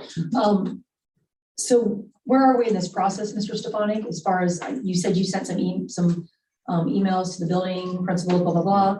Have you met with the library? What's, how? Yes, that's we've met with the library. Moving forward, what's the process, right? Right. Everybody knows the process, and the process is that if an outside entity, and the policy actually says a non-school entity from the community wants to post information or share information in the school district, specifically, or actually more specifically, if it includes some type of a survey in there, those posts have to be administratively approved. And so the flow would be the teacher would go to the building principal would contact the superintendent, and we would have all the approval structures before anything would hit any of the school district email systems or Google Classroom. I consider that an email text system too. So did the library contact, did that person explain to you how it happened? Like what made that person think it was okay? How many times has it been done before? Are we doing it in history class? No. How many times is this you know what I'm saying? Yeah. Is it isolated, not isolated? I have so many questions. Yeah, it's isolated. There was again, the purpose of the post was to provide some resources to students who might have an interest in getting resources from the library. So since the library has worked with different departments in the past, providing library resources, for projects or specific units or whatever, the resource was just shared with the teacher. At no time was it asked to be posted anywhere, but it was asked to be shared for any students who might find it worthwhile. So the students that did answer the quiz, where did that information go? Did it go to the Tipp City Public Library? Did it go to the Cincinnati Library? Where is that? No, it was all based in Tipp City, and nobody replied. Okay. We had it taken down before any responses occurred. Okay, because my question, I had come to you in the summer, because there was that article in the paper about the author that we just had in. And in that article, the previous assistant superintendent mentioned that he had been working with the library and they were excited about the approved curriculum. Because I came to you and I said, whoa, hang on. I, as a board member, have never approved any curriculum from the Tipp City Public Library that goes directly to the Tipp City schools. And that's part of the board member's job, is to approve curriculum. Right. So when you looked into that, Right. what did you discover back in June or July? Well, Because maybe that was part of this. again, no, that was different. When our teachers are partnering with the library, our teachers are coming up with lessons that go along with the novel or the visiting artist. And so it's not the library sending information this way. It's our English teachers extending the experience of the visiting author in the district. So you're saying this was a one-off? Yes, yes. And again, I think I said in the summer when we discussed, sometimes people use the word curriculum in different ways. My understanding of curriculum is the set of standards, that we use, or that we address, in our classes. And then we look for the resources that we feel, can best meet the needs of our students around those standards. As Mr. Barnes said, for this particular post, probably the set of standards that it most aligned with would be in the counseling department and not necessarily in any specific content area. And so that's when we took that down, it was about the best place to offer a resource to the students in need rather than just the whole student population in a particular class. Well, I would like to thank Mr. Barnes for handling everything, expeditiously, getting back to the parent. It sounds like that was completely resolved. You're new, obviously you're not gonna know everything and you're not psychic and you don't know, what goes on 24/7 in every single classroom. So these kinds of things are gonna happen and you did everything exactly as you should. So, very appreciative of that. Thank you. So I feel like, you're not, you were fine, no problem at all. I Go have ahead. some questions. Yeah. Yeah, so what is the policy for external resources into our schools? And then what is the correct path? Okay, well, and very similar to what I just said, if a teacher sees a resource or they've got a partnership with an outside entity, the teacher needs to begin with the building administration, explain what they would like to use from that outside entity, and then the final okay for the outside materials to come in, to our systems, our technology systems, rests with my office. Okay, so from the teacher to the principal to you to an okay. And that's policy 9700G on surveys and questionnaires. What is that, please, again? 9700G. And then, so what about from the outside in? What does that procedure look like? It's the same. So They would, the outside in, the best entry point at any given building from the outside in is to contact the principal's office. That's the entry point. And then the principal working with the outside entity would then come to the superintendent for the final approval. okay, so at no time is somebody supposed to be contacting teachers directly to suggest activities or something to be passed out to kids. It goes to the principal. Because when I was a teacher, like sometimes I would have a stack of flyers in my mailbox. I don't know if we still have mailboxes in offices anymore, but like it would be a stack of T-ball registrations are coming up. And then at the bottom was always, this has been approved under school policy, blah, blah, blah, was stamped on that. But that was in the days when paper was the main source of passing out information. So we have a new wrinkle in information because it's so fast, it's so immediate. I have, anybody has access to any teacher's email, and it's so easy to get to a teacher and say, here, I've downloaded this PDF, it's attached. If you could just forward this to your kids, or if you want to just print it off and hand it to them, that is so easy. And I don't fault any teacher for not knowing that we have a policy that says you can't do that. And I don't fault any outside agency for not knowing that schools have a procedure. It's all a safety net. Right. So do you have a plan to continuously educate teachers and administrators on what that policy is and how it operates and why it's there? It's not there to keep resources away from kids, Right. but to make sure that they're vetted and they're appropriate and that there's something that this school board wants to put their stamp on. Yeah, we would, we would review, we've done it through email systems now. We will have a discussion at the next administrators meeting to make sure we can answer any questions about, what questions people might have or when the process gets kicked into action. And then what I can do, locally, we can reach out to the entities that work with us the most, in our local community. But then we really have to rely on the administrators and the teachers for anybody that comes from outside our community, suggesting something, because in a lot of education circles, we kind of get bombarded with ads as well as and the email box fills up and says, we are the greatest company for this, and you need to use this. And so we have to, make sure that we're always vetting that, and, that nobody's agreeing to something when they don't have the authority to agree to it on their own. Mm-hmm.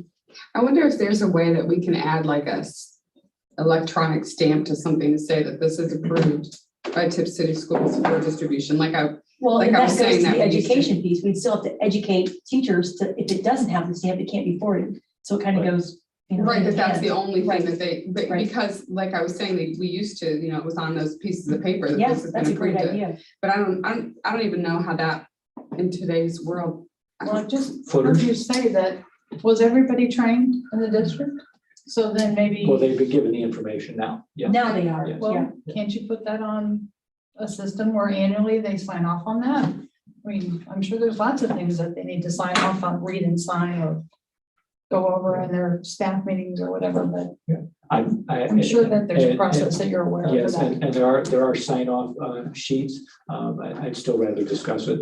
No, I'm- Than just have, because sometimes if you're reviewing a bunch of policies in one shot, and then you just check off, well, I read all these. No, no, I'm You not may not suggesting that. internalize them all, so.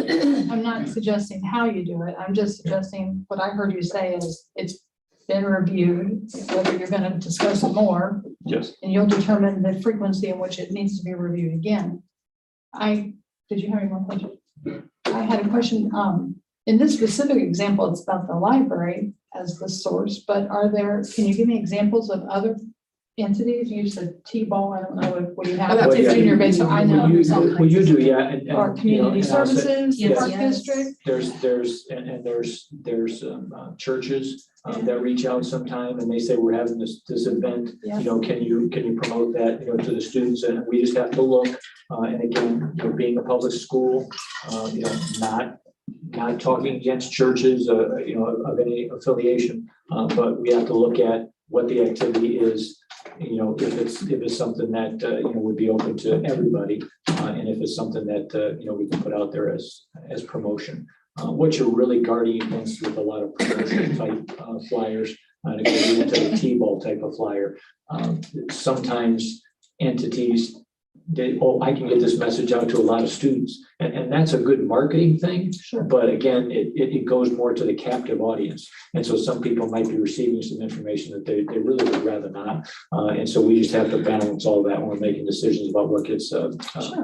It's about equal opportunity promoted, also, yes. but you're not promoting just one entity, so. Exactly. So this is a process, this issue has been addressed and feel like it's been addressed. And it's been around a while. I'll go to what Mrs. Dahl said. It used to be in the paper world. And so we would get flyers and little It's easier to little control. handbooks and things like that. And they go, can we send this out? And you'd sit there and you'd review it, and make a determination. But now, yeah, with electronics, we just have to make sure that anything that comes across the electronic mail system gets reviewed as well. And the library does have a link on our page. On the Tipp City Schools page, they do have a Yes. link. Yes. So.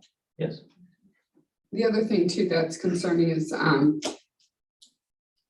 thankfully, this one was caught through the work of a very vigilant parent, but the links that have or require students to enter their contact information, Mhm. like this one did. And then it's being collected by a third party outside of our control. Those things are very, very critical that we that we make sure teachers understand that they can't send students things like that, where you know, who knows who's going to contact them and Right.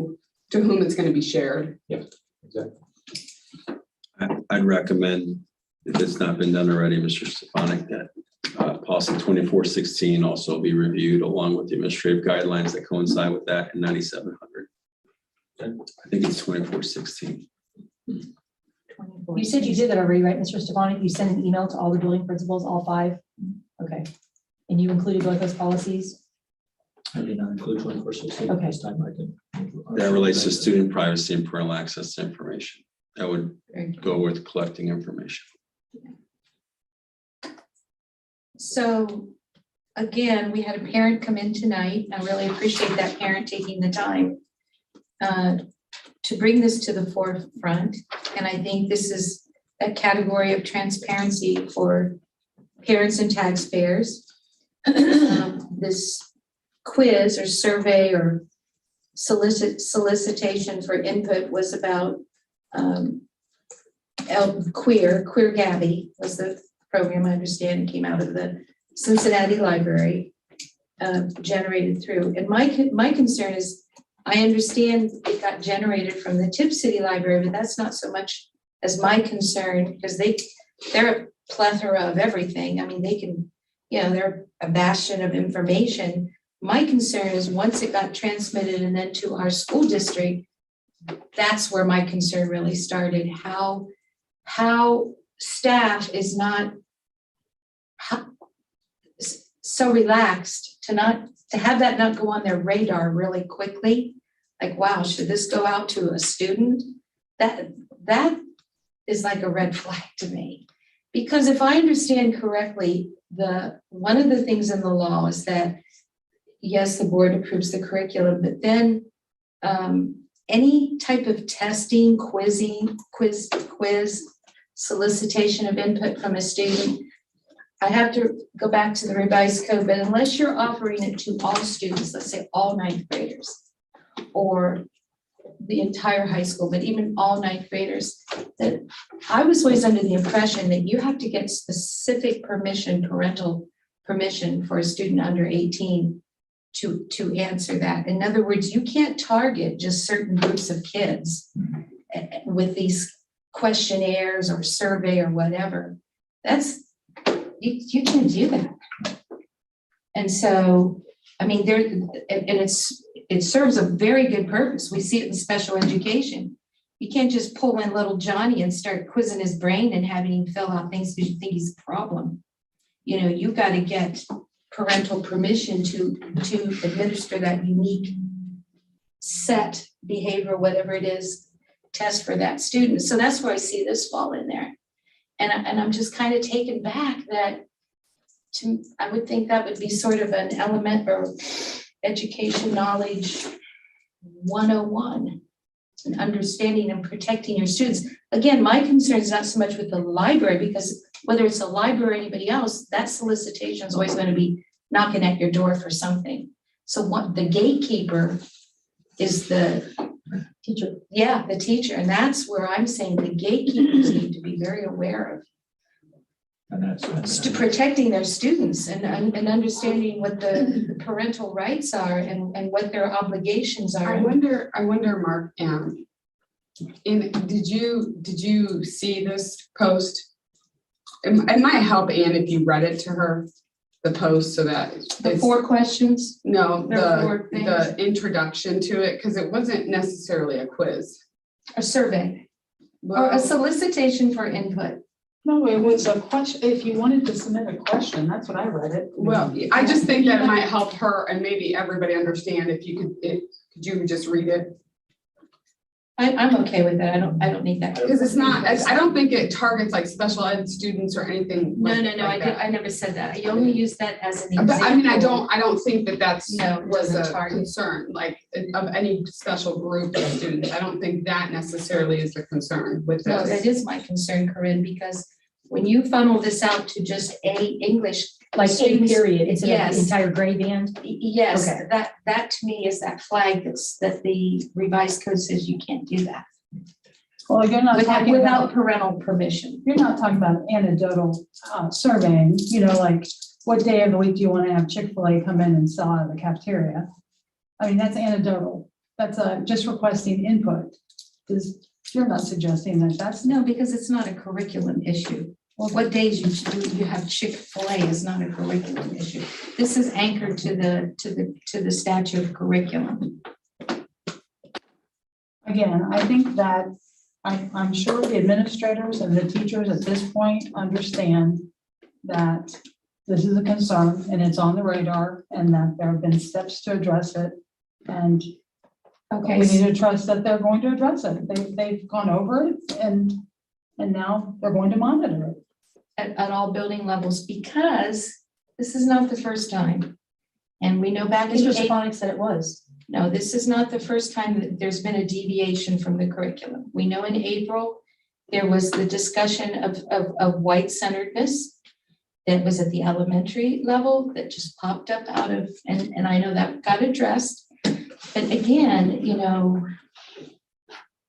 I don't. I'm not aware of any of that. Right. Mr. Stefanik, so this is news. And you wouldn't be. Okay. There are people that raise concerns, and welcome that. There was something that said that, we don't hear all the concerns because people feel like, they're going to get retaliated against if they raise concerns. Absolutely not. I want concerns raised, but each time a concern is raised, it's addressed according to the complaint procedure in the policy. So parents, if they have a concern at the classroom level, the first place they're supposed to go is to the teacher. If they don't believe that they can get satisfaction at the teacher, that's the only level where you get a kind of quasi skip to the second level, where you can have a meeting facilitated by the building administrator. But that's where items get addressed closest to the students.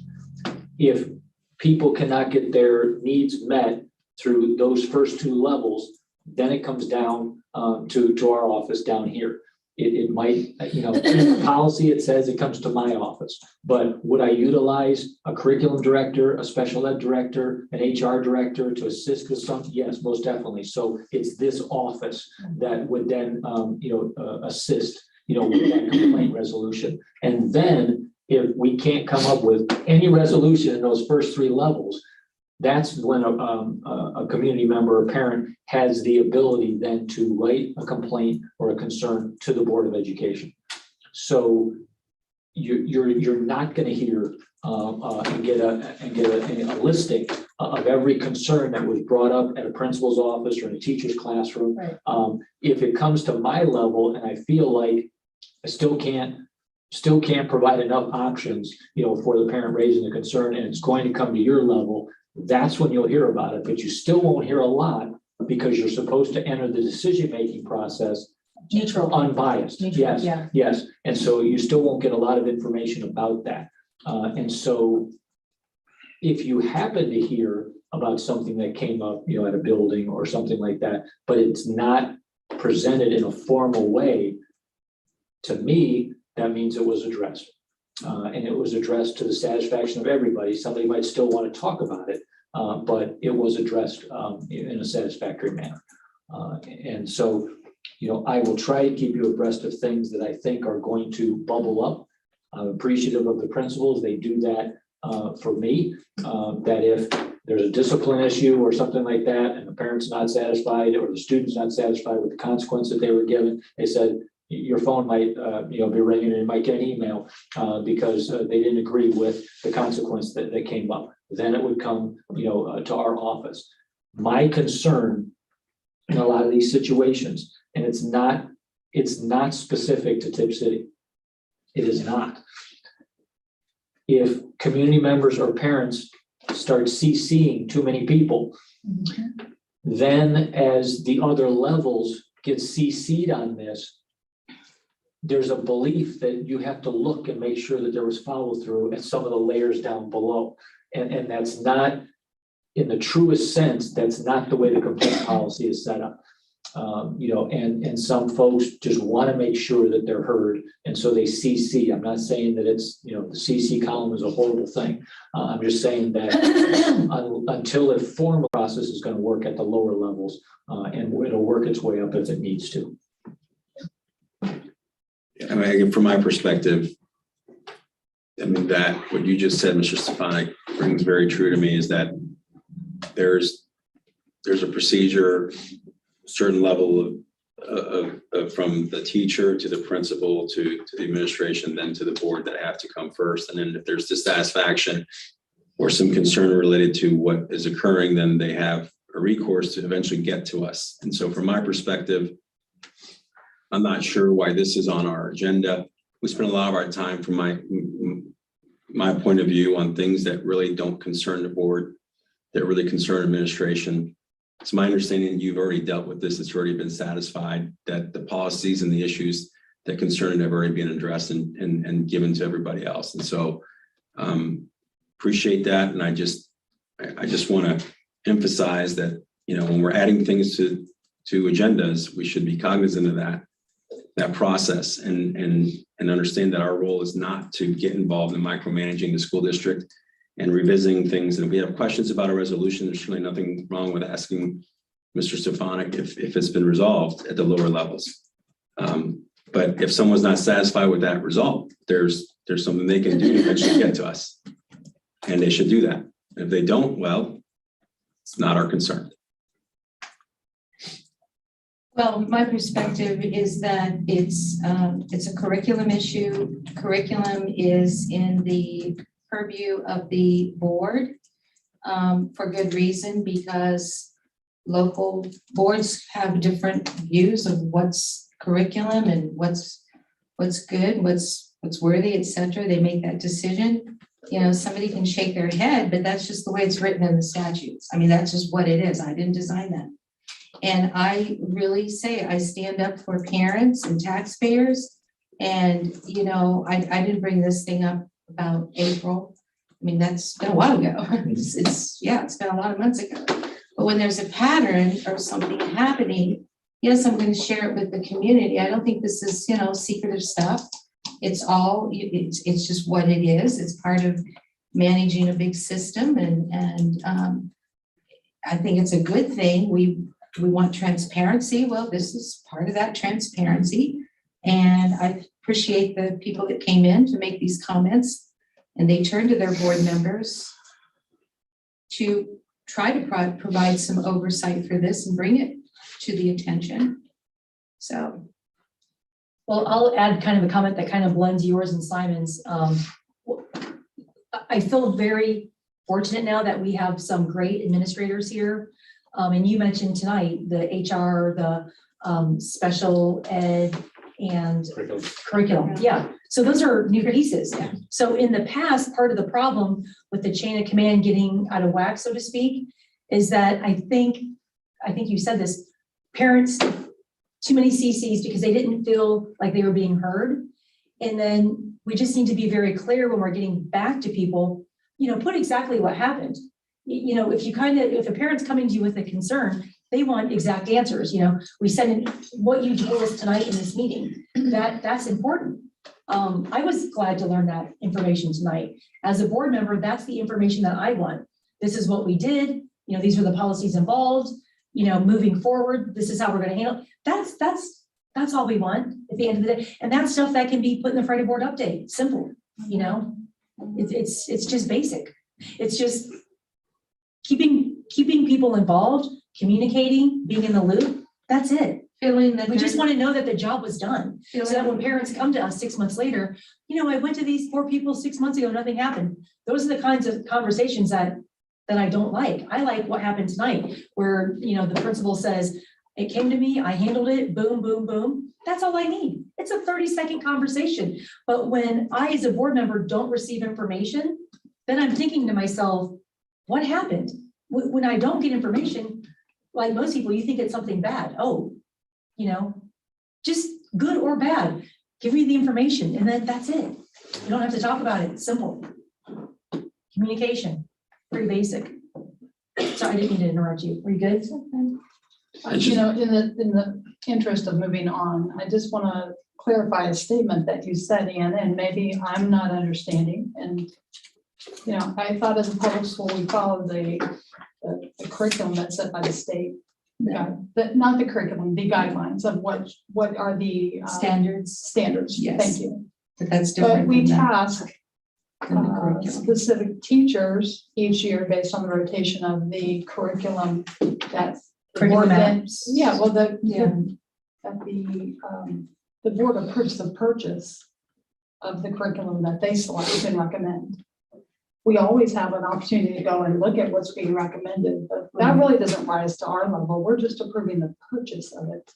That's Not correct. true. That's not true at all. Let Karina, yeah. That's, well- that's actually not correct because the community holds us responsible for what's being taught in our classrooms and in what manner it's being taught and with what material it's being taught. Yes. So when we do approve those curriculum boxes, we should probably be sticking our nose in there a lot more and finding out what's in them. And then inside of the fact that that's what the approved curriculum has been approved to a teacher, so they go and they get their curriculum.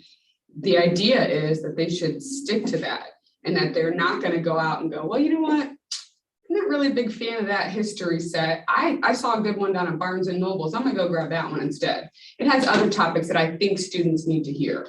That's actually not okay because they need to stick to the approved curriculum that we as a board have agreed that our community and our children and aligns with state standards needs, and that is a board function.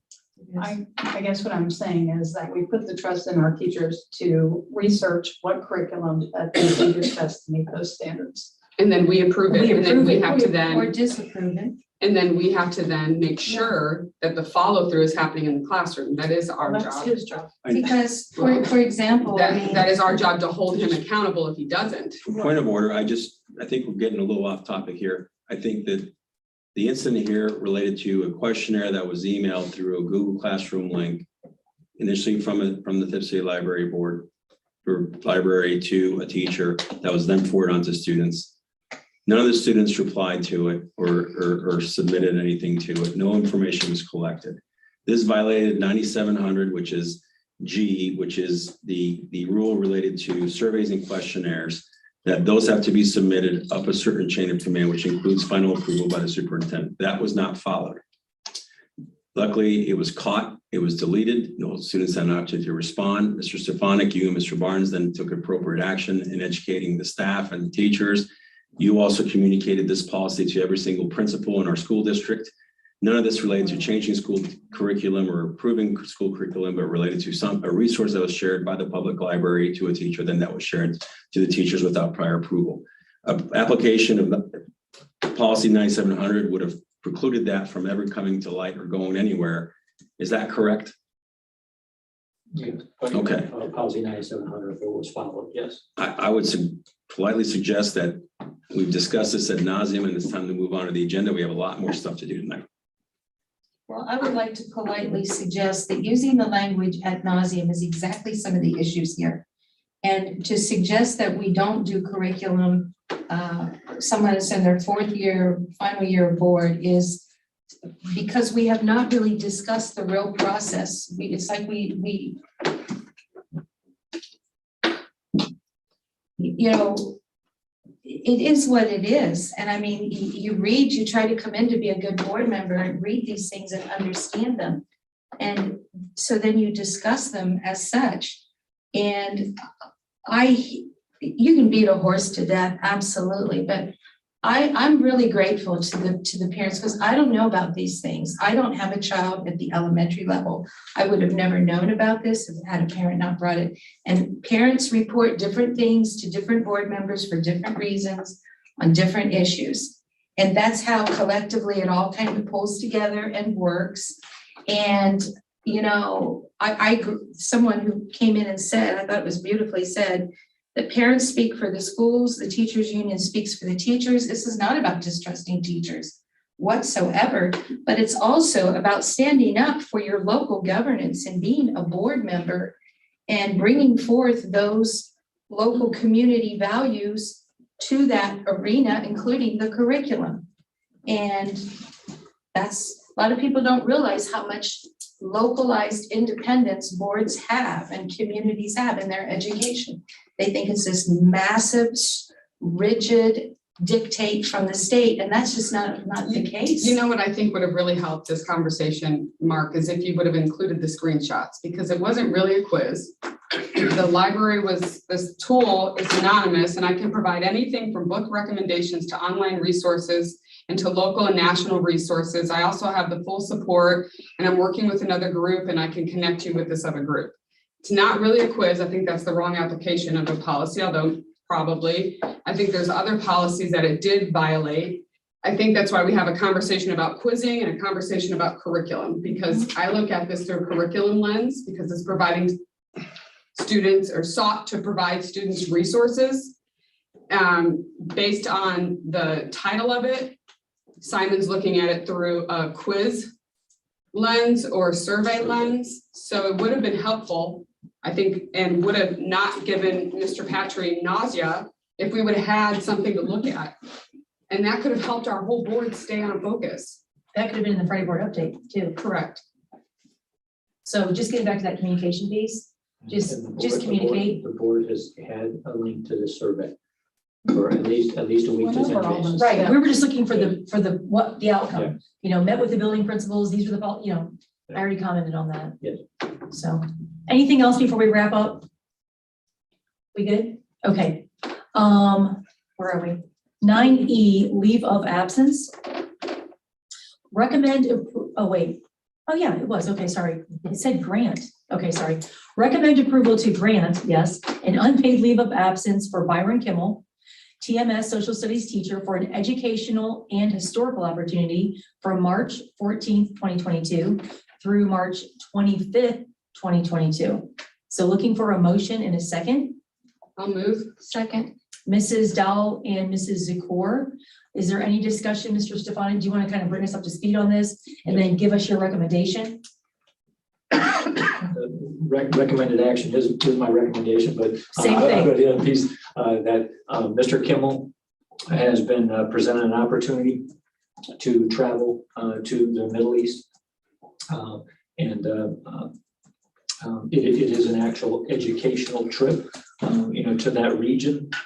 He, as a social studies teacher, actually hits on a lot of areas and standards that the trip would actually contribute to. He believes that he can, utilize, possibly some video, of his trip there, and some information that he receives from the trip to bring back and enrich his class experience in addressing the standards in the social studies classes. So I highly recommend the board to grant this unpaid leave of absence. He's already reached out, to a sub to see if the sub will be available, so that the students would have the same sub for the entire time that he's out on the trip. So he's planning to make sure the students have as much consistency as they can while he's gone. And I look forward to see what he learns on his trip and what he can bring back to enrich his classes. So I would just say it sounds exciting. I hope he has a safe journey and that politics remain as such that he'll make it there. And the pandemic, Yes, well, and that too. but that he can stay healthy. Anybody else have any comments on this before we vote? Okay, well, best of luck to Mr. Kimmel. And we're ready for the vote, Melanie. Dahl, Yes. Zakor, Yes. Dunaway, Yes. Heatherly, Yes. Patry. Yes. Motion carries. Board member recognition and discussion. Mrs. Corinne Dahl and Mrs. Joellen Heatherly will be recognized for the dedication and service to the students and staff of Tipp schools and the community. Sorry. The right one to each person. On behalf of the school district, I'd like to thank you for your service to the Board of Education and the community at large, for your time on the board. It's a small token of our appreciation. Thank you so much.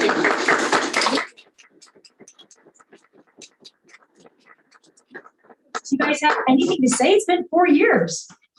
I'll let you go. Oh, this has been a vast learning experience for me.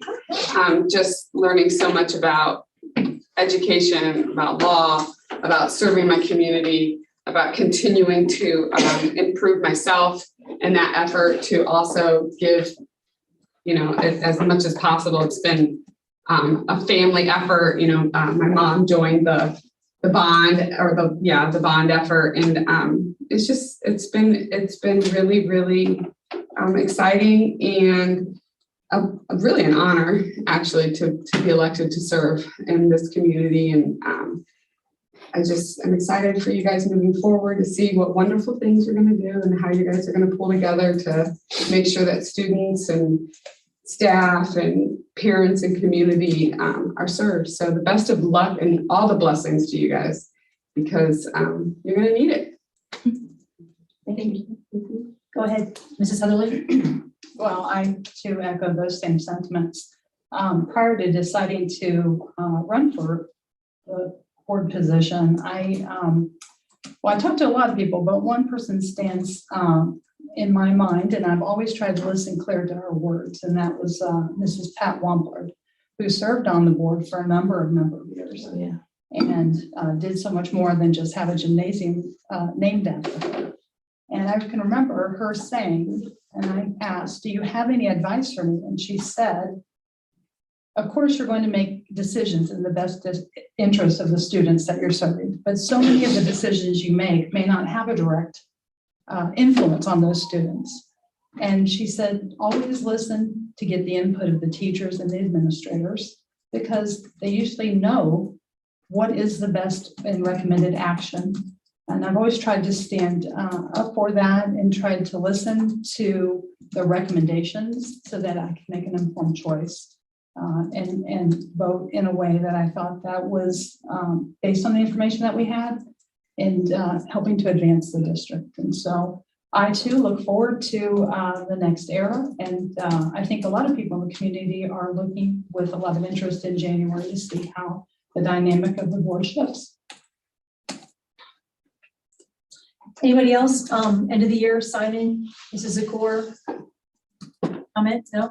Well, I wish both outgoing board members the very best.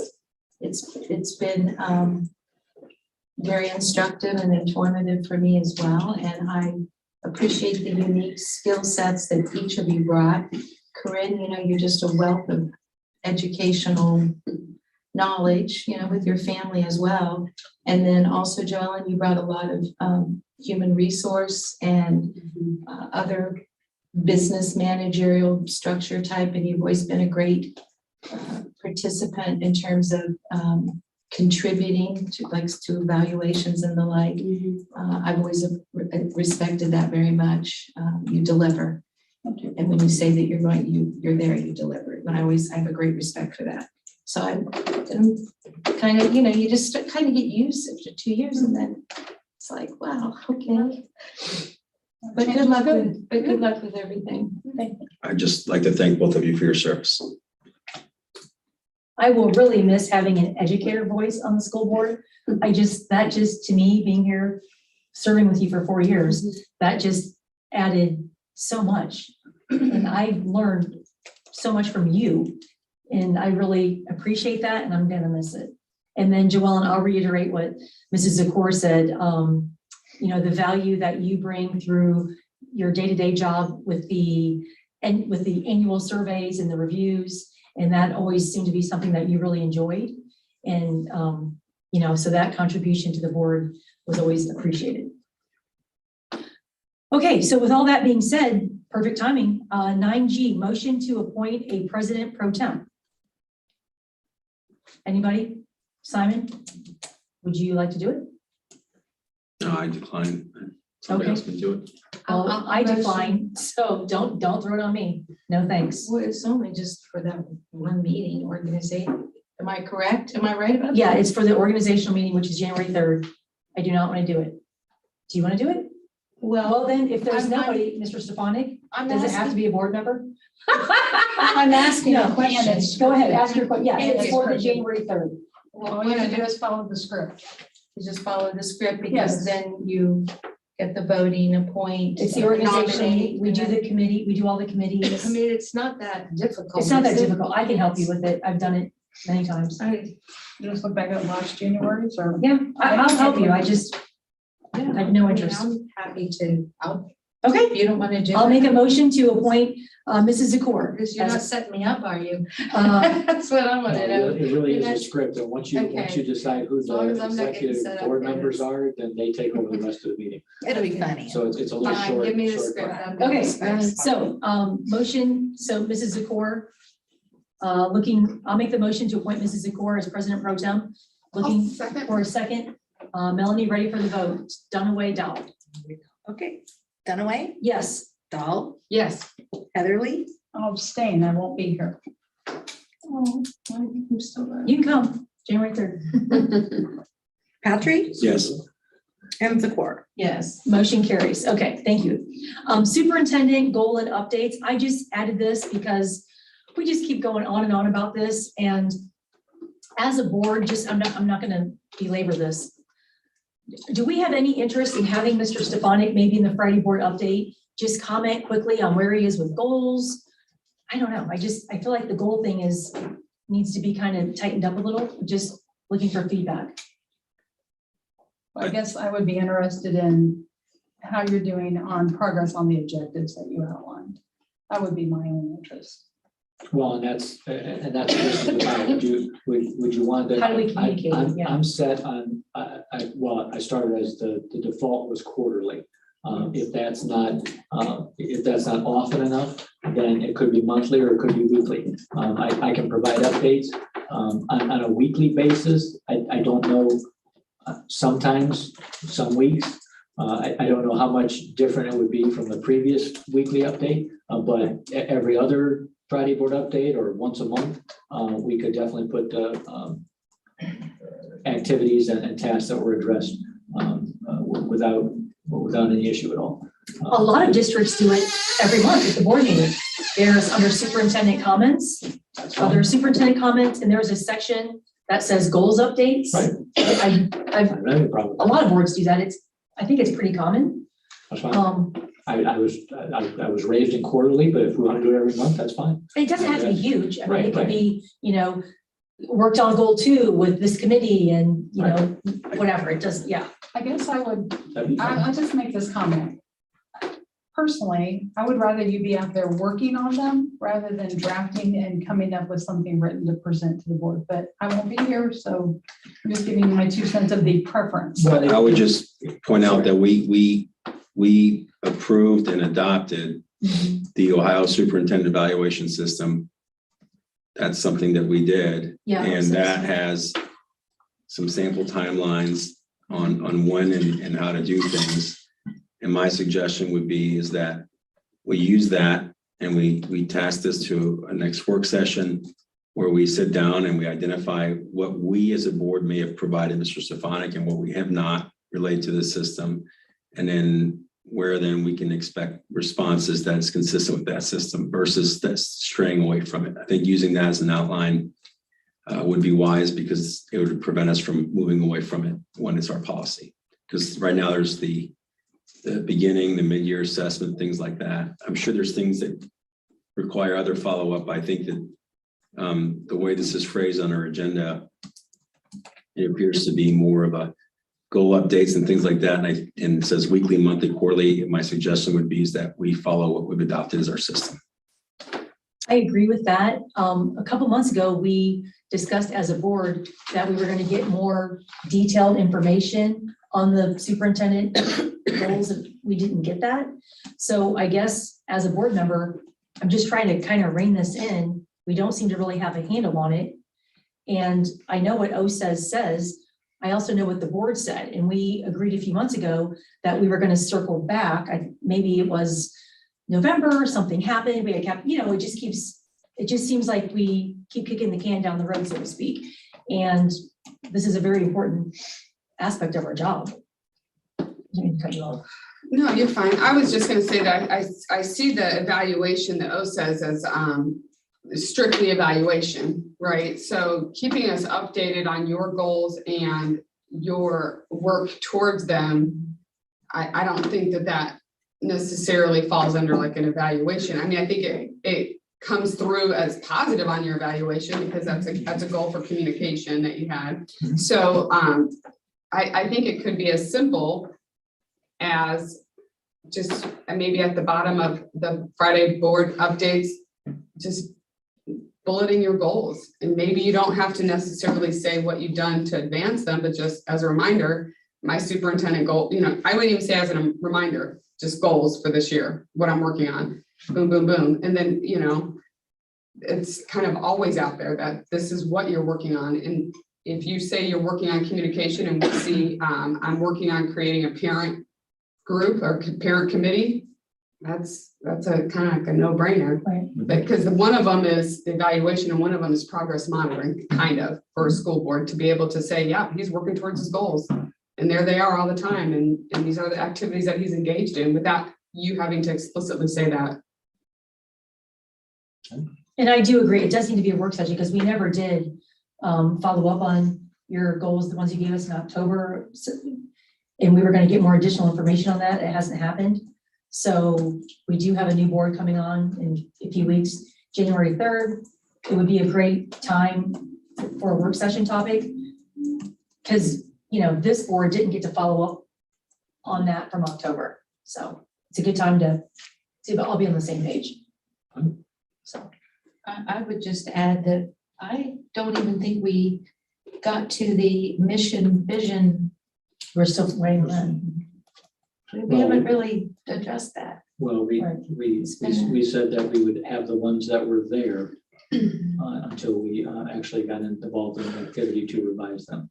Yeah. And put revision drafts out to the community and the board. Where's that project? Is it, That's year long. okay, yeah, That's not Gotcha. something that happens quickly. sure. Okay, so we'll just kind of work on that for You know, ready? whatever the Right, work right. session date ends up being. Yep. Okay. Yep. All right, anybody else? We good? Okay, just wanted to tie up that loose end. Tip Pride update. Do we have, where are we on Tip Pride? It's the end of the year. Kind of where are we with that whole thing? Who's in charge? Is anyone in charge? Yeah, What are the updates? And there's a lot of, again, there's a lot of history with Tip Pride, and there's a lot of I'll call it information. There's a lot of information out there. The amount of accurate information is still remains to be seen, but that's what we're working on. And so just give you an update, the information I have from when I got here until a meeting we just had last week. Tip Pride, as most know, is a nonprofit group whose mission is to raise funding for the renovation of the stadium. They've completed 2 phases. Phase 1 was putting the new turf down on the field. Phase 2 was the concession stand and the bathroom facility. In 2020, when COVID hit, all fundraising efforts from Tip Pride stopped. The pause in fundraising continued through the entire 2020-21 school year. In June of 21, Tip Pride held an informational meeting in City Park to restart their efforts. I attended that meeting in the Roundhouse. Then in the fall of 2021, Tip Pride held 2 fundraising events. One was called Bucks for Bleachers Bash, and the other one was the ball drop for bleachers. And that was at the last football game, I believe. Last week, in order to restart or jumpstart relations between Tip Pride and Tip City Schools, Kim Hagan and I met with Scott George from Tip Pride. We plan to meet again, also including Mr. Kramer and potentially the facilities committee in January to discuss stadium needs, review the design plans for the stadium project, and those would be the plans that correspond to these pictures up on the wall, and see how those plans fit with future plans or future fundraising needs, get an update on Tip Pride financials and their fundraising plans moving forward, and then as a group, discuss the most effective next steps. We got some preliminary information last week from Mr. George, but we said we wanted to get together and actually have a more thorough conversation to actually get down to the some of the questions that some folks have about is Tip Pride still moving forward? What's their bank account or fundraising account look like right now? And what plans do they have to enhance that so that we can continue on with the next phase of the stadium? One big concern at the stadium is we just completed the bleacher inspections. Did that with the inside bleachers and the outside bleachers. And so we will get a report based on what repairs need to be made to the bleachers and or what sections of the bleachers need to be replaced. So it is critical that we have a conversation now and that the school district and Tip Pride, reform a collaborative relationship so that we can address the needs down in the stadium as quickly as possible. Is there anybody from our district that attends their monthly meetings? In the past, it used to be our athletic director, Justin Faust. Right, yeah, they haven't had their official monthly meetings. They just started back up this fall.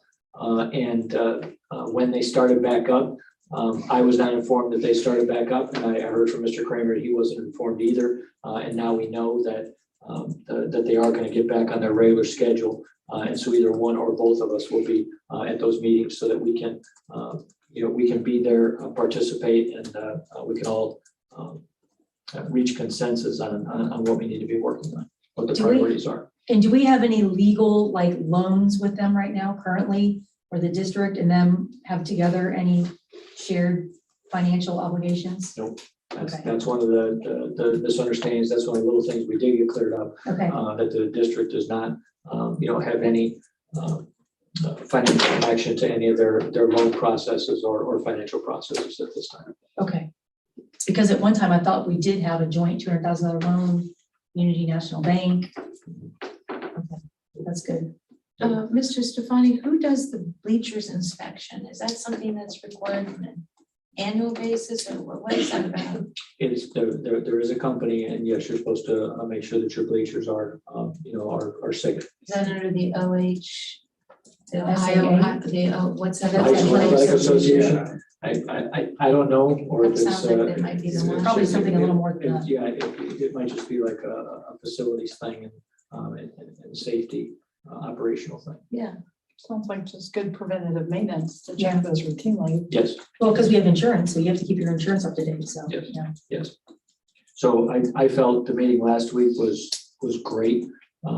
It lasted longer than I thought, but that lent itself to Mrs. Hayden, Mr. George, and myself. We had good productive conversations, and there were some beliefs out there on both sides that were not necessarily accurate. And so by getting together in the same room, we were able to get to a starting point, and now we'll bring more people into the conversation in January and move forward.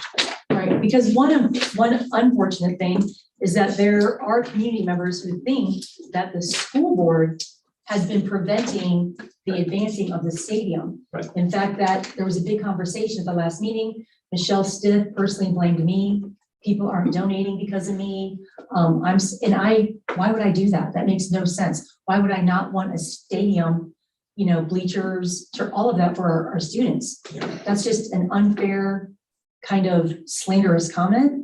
Right. Well, there was. And sad, obviously, because there's no truth to it. Right. And that's some of the stuff that we addressed at our meeting last week was that there were plenty of fingers being pointed in both directions. And so when we talked about, the school was pointing directions at Tip Pride at that meeting? Well, no, some in the community felt like, Tip Pride was a roadblock to this, and others in, the community felt like the school system, for whatever reason, wasn't willing to work with Tipp Pride. And so we cleared all that up and said that, our goal is to get the two groups working together productively, for the good of the students. Well, we've tried in the past and it just hasn't really, come to fruition. And one of the reasons is, we just can't, it's hard to come together when people are saying slanderous things about the district.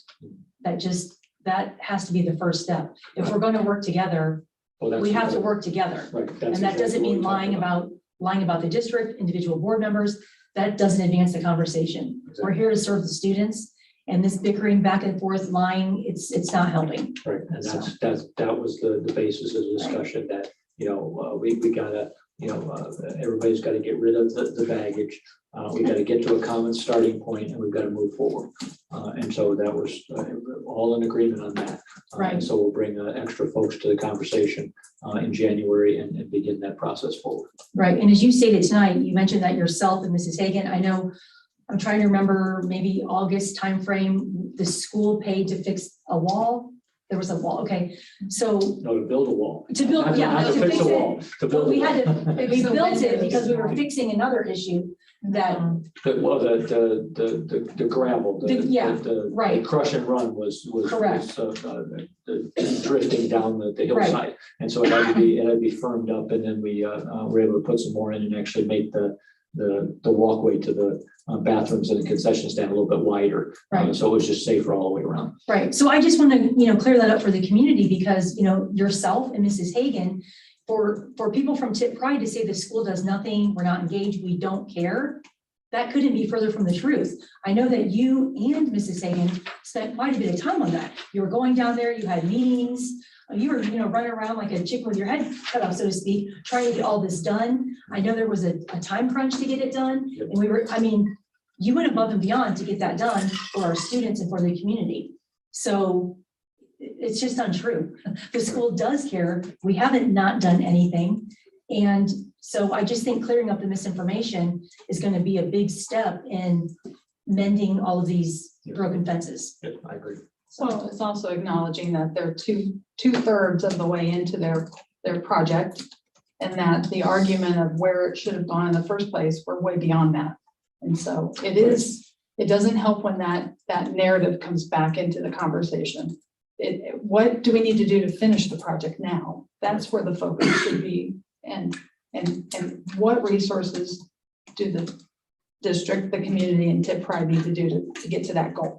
Right. That's where we're probably And going that's, to and move. that, yeah, we're looking I'd like at to see it looking at finished the up. pieces that, looking at the pieces that are left and prioritizing, which direction to go next. Right. And to revisit, I'm sure the costs are different after we've had a pandemic. Time has passed. Right. And so I'm glad to hear that you're trying to mend some of those relationships to help it move forward. Well, and that's what we talked about with the cost. We've got to look at the cost and see, if anything on this needs to be, revised, so that we can fit inside the cost structure and still have, a quality stadium in the end. Well, the next step is the biggest step. So it's not a small hurdle. Right. So the other thing too is I was the board member. This was I believe, it was Mrs. Dahl and Mrs. Sutherly, but I was the board member when this whole Tipp Pride thing got founded and started. And one of the things that we all agreed to was they were supposed to have a monthly, line item, sentence, whatever. It started off, they were going to come here, but then we changed it to just to give their financials. So we were going to have on our monthly board meetings every month, a Tipp Pride, kind of like a balance kind of a thing. And that never happened. So nobody's ever asked me any questions, but I'm willing to share my institutional memory because I was the board member here when all this happened. Mr. George was also, involved with you. But there's a lot of stuff that could easily be cleared up, but you can't clear things up without communicating. Right. And everybody has to be in the same room, having the same conversation. Right. So. Well, did they agree to that? Yeah, I mean, that was what you- we all agreed. Mr. George, myself, the other board members, they were in here, and it just, getting the finances has always been a real uncomfortable situation, and it shouldn't be. I mean, you get your monthly bank statement, and then that number comes to us, and we report it at our board meeting. It's not complicated or difficult. And that's something that has never, so I think that would be a first step with our community, seeing that we're working together. because it should have been done all this time and it never was. So, Well, remember, Teresa, they're volunteers. They may not want to feel like they're gonna come here and be criticized. I'm just asking for their bank statement. Well, I'm not asking them to physically show up. I'm asking them as agreed upon when all of this happened I understand what you're saying. I'm just saying, I can't argue with the bank statement. Your bank statement is your bank statement. It's from the bank. It's in black and white. well, There's this nothing to is argue about. between, I guess Tip Right can come and decide how they want to do that. I'm Yeah, just suggesting you bet. that as a volunteer, I wouldn't want to come before this board and be criticized. Why would we criticize them? See, you're coming from a place of negativity already. So that's not helping the I've conversation. heard the conversations for 4 years, Teresa. I haven't talked about Tip Pride in a very long time. Ms. Shell Stith talks about me a lot at the Okay. Tip Pride meetings. And it's all slander, but this hasn't really come up all that much. Okay, well, I'm glad to hear there's progress to move forward. Yeah, me too. That's all I've ever wanted. Bring this to fruition. Anybody else on Tip Pride? Anybody? Okay. Facilities Committee update, item J. Simon, you added that? Yes, I just want to let the board know that the Facilities Committee met on November 18th. Unfortunately, I was under COVID quarantine and unable to attend. We have a meeting on this Thursday, December 16th, to meet with Energy Optimizers, where we're going to discuss various options without pricing. I think to kind of provide them some guidance as to what we're looking for, and then have another meeting in January. Mr. Stefanik, do you have anything you want to add? I know you attended that meeting. No, that's the energy optimizers meeting coming up this week. That's the meeting where we'll get another chunk of information from them, and then we'll actually outline how specific we want them to be with renovation type estimates or projections. And the hope based on that information is that we'll have quantitative information related to, do we have an apples to apples comparison as to what a new construction would cost and then a renovation project would cost? Or are we looking at apples and oranges? And then we can provide that information to the board in January or February, depending on how long it takes for us to get all the other information we need. And then we provide that to the board so that the board can then decide on how we wish to proceed, whether we want to resurrect the plan that existed prior to COVID, or whether we need to go a different direction. Okay, anybody else? Oh, sorry, go ahead. Yeah, go. Yeah, I got behind here. So, Mr. Factory, 11/18, there was a facilities committee meeting, and then when did you say the next one is scheduled? And that's going to be with Mr. Stefani? Now, there's a meeting with the facilities committee, the old committee, this Thursday. Oh, what is that, 12? 15. December 16th. 15th. Oh, 16. Oh, 16. Oh, Thursday, yeah. We're the 16. 13th today. It's called the what committee?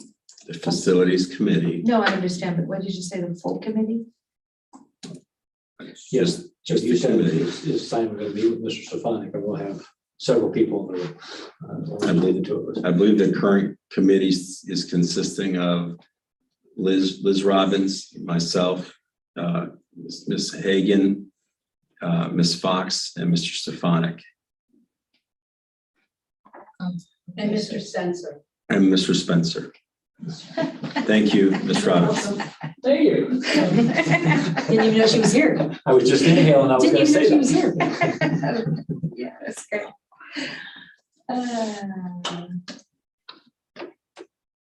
Anything else, Ian? No, because I was wondering too, I think our last conversation was like August, and I'm like, okay, what happened here for the past couple of months? So anything, yeah. Okay, you're good? Yes? Yes. Okay, K, recommend approval of the property and fleet insurance renewal with Hamler Gingrich Business and Personal Insurance from December 11th, 2021 through December 11th, 2022. Looking for a motion and a second. So moved. Is there a I'll second? second. Okay, Mr. Patry and Mrs. Heatherly. And is there any discussion, which there is because Mrs. Zakor, you added this to Yes. this section, so. Okay, I'm just going through this, it's a long, sorry, 140 some pages. Okay, so the premium, the total premium is for this renewal is 114,850. Yes. And is this basically the same coverage, Mr. Stefanik, as what was on our other? Oops. Yes, yes. Yeah, there's a couple of additions and I apologize with it being on the consent agenda. I didn't bring the policy with us, but there were some recommended additions in some areas that we didn't have the best practices approved level of coverages. And so they made some increases in some areas to make sure that we had the coverages that we needed. And even with those additions, the increase in the premium was still within industry standards. So this is Liberty Mutual, this Yes, one? yes, Okay, because I didn't, that. Yes, yeah. Hamler Gingrich is the local office, but Liberty Mutual is the big Okay. company underneath it. Because we're presently with Liberty Mutual, so I was just looking at, it's almost like double the cost, the premium. I was just wondering, from up to 66. Yeah, is that right? No, Which one, No. what am I? I'd have to get the actual sheet Okay. for Mrs. Hagan You to don't know think that it's- it's not that much of an increase. It was a 4%, 5%, 6%. It wasn't in the range of double. Okay. And it's letting the- You don't recall what the last premium was, roughly, you know? I don't. And it appears we're getting more coverage now. We're getting some flood coverage Yeah, I was happy about at that. $1 million, which didn't have before. And that premium is only 1,952 and 1,952. We're also increasing our cyber limit from 50,000 to $1 million limit, correct? Where are you seeing? Yeah, I was excited about that. It's right here. It was in our notes at the very beginning. When she made like a Oh, little note. okay, yes, sure, thank you. Yeah, I meant to thank her for doing that because that seemed like obviously a pretty good idea. So I'm glad you pulled this because I wanted to thank him for doing that. So thank you, Mrs. Hagan. Anything else, Ian? Okay. No, Yeah, Mrs. Hagan wrote in and she didn't have the numbers right in front of her. She goes, no, it's nowhere near double. Oh, yeah. No, I'm good. Any, It's not- premium from the past. it is 66,000 in the past. It needs to be done anyway. I mean, Yeah. that Right, it's an coverage annual was thing, and low. this is, but again, the difference is, and again, I don't have it here, but the difference was, it may have been right around 100,000 last year, and now it's 114, and there are some additional coverages to make sure that the school district is protected. Okay. Any other discussion? Ian, are you good? This includes all personnel issues and indemnity. Okay.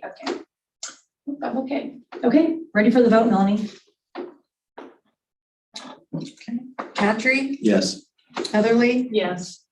Dahl, Yes. Dunaway, Yes. Zakor. Yes. Motion carries. Okay, so that takes us to citizen comments. Was there anybody else? I have just Mr. Watson. Okay.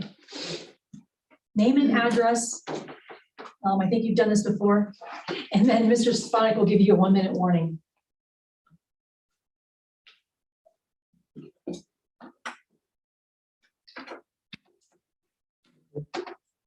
I was fortunate over the Thanksgiving holiday to visit my brother in Texas. And he has living with him his father-in-law, who's 97 years old, and was in World War II, the Pacific Arena. So I learned a lot, and I just want to share with you as a board that it's kind of like the domino effect. You take and hear something, and then that brings up something else in your mind. I was also at a basketball game and saw where the wall of honor for the veterans It hit me again in the mind that my class of 1967, which was the top for the Vietnam War, had 18 members in the military, but there's only 3 listed on the wall. So I do very much appreciate their service. I was, just for your information, I know last spring the Tipp Gazette brought up 3 or 4 different Vietnam veterans and had a story on them. And the one kind of reminded me is back in those days, you had to register with the draft board and then go get a physical. And it kind of brought me to a place in my life where at the end of all these men standing there ready to board back on the bus, they called out 2 names and one of them happened to be mine. So I didn't get to serve our country because they diagnosed something in my heart, which I've had to have 6 heart casts since. So it kind of reminds me a good thing that they caught it. And but working at the post office, most all of your employees there are veterans, and when I started working in Dayton, I met several Vietnam veterans, and you hear all their stories. And so again, after hearing my brother's father-in-law about World War II, which there's very few of them left, so it was firsthand, and was not a pretty picture for him in the Pacific. But I would add a couple things to that is I hope I can work with there's a lady, Mrs. Fennell, that keeps up on our classes, military members and every member of our class. So I'll try to get to her and see if she can forward that on to high school. One side note, my father was of age back then, and his brother was in the European arena, and so he wasn't allowed to go. And so he had an agriculture deferment, which led him into his livelihood and 3 running businesses. He was a very wise man, and he always had mottos to remind me of. And I'll read a couple and then I'll done. 2 ears is better than 1 tongue. Listen twice as much. When I speak of truth for action, it is our place, and it is on our plate until Judgment Day. Confession is good for the soul. To rise above, you must take a risk, and bird in hand is better than 2 in the bush. So thank you. Thank you, Mr. Watson. Our next upcoming meeting is our records and organizational meeting, which is Monday, January 3rd, 2021 at 5:45 p.m. Board of Education. Do we also have a regular board meeting that night, Mr. Swan? Wow. In the past, we always did.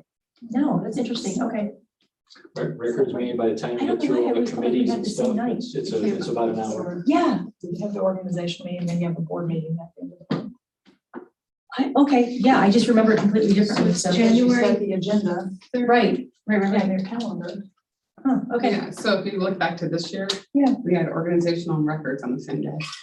Yeah, that's what I Yeah, thought. you do that, and what you do as part of the organizational meeting, you actually finalize the meeting calendar Right. for the rest of the year, so you don't have any other meeting until you actually take action at that Right. organizational meeting. Interesting. After 6 years, you forget stuff, I guess, right? Okay. All right. Okay, so looking for I feel like it should be the 2 of you. Oh, sorry. Go ahead. Sorry, Mrs. guys. McGorn. January 3rd, what time, please? 5:45. Yeah, I feel like you're just trying to keep me here longer now. Come on. And you're supposed to be done by. Yeah, it's a 15-minute. 5:15, you're supposed to. Yeah. Okay, Okay. 6, okay, I'll put that in here, and 6. All right, looking for a motion and a second to adjourn. I move. Second, there you go. Mrs. Dahl and Mrs. Heatherly, I felt like it had to be that way. Oh, Mrs. Fox, ready for the vote. Dahl, Yes. Heatherly, Yes. Dunaway, Yes, Patrick, Yes. Zakor. Yes. meeting adjourned.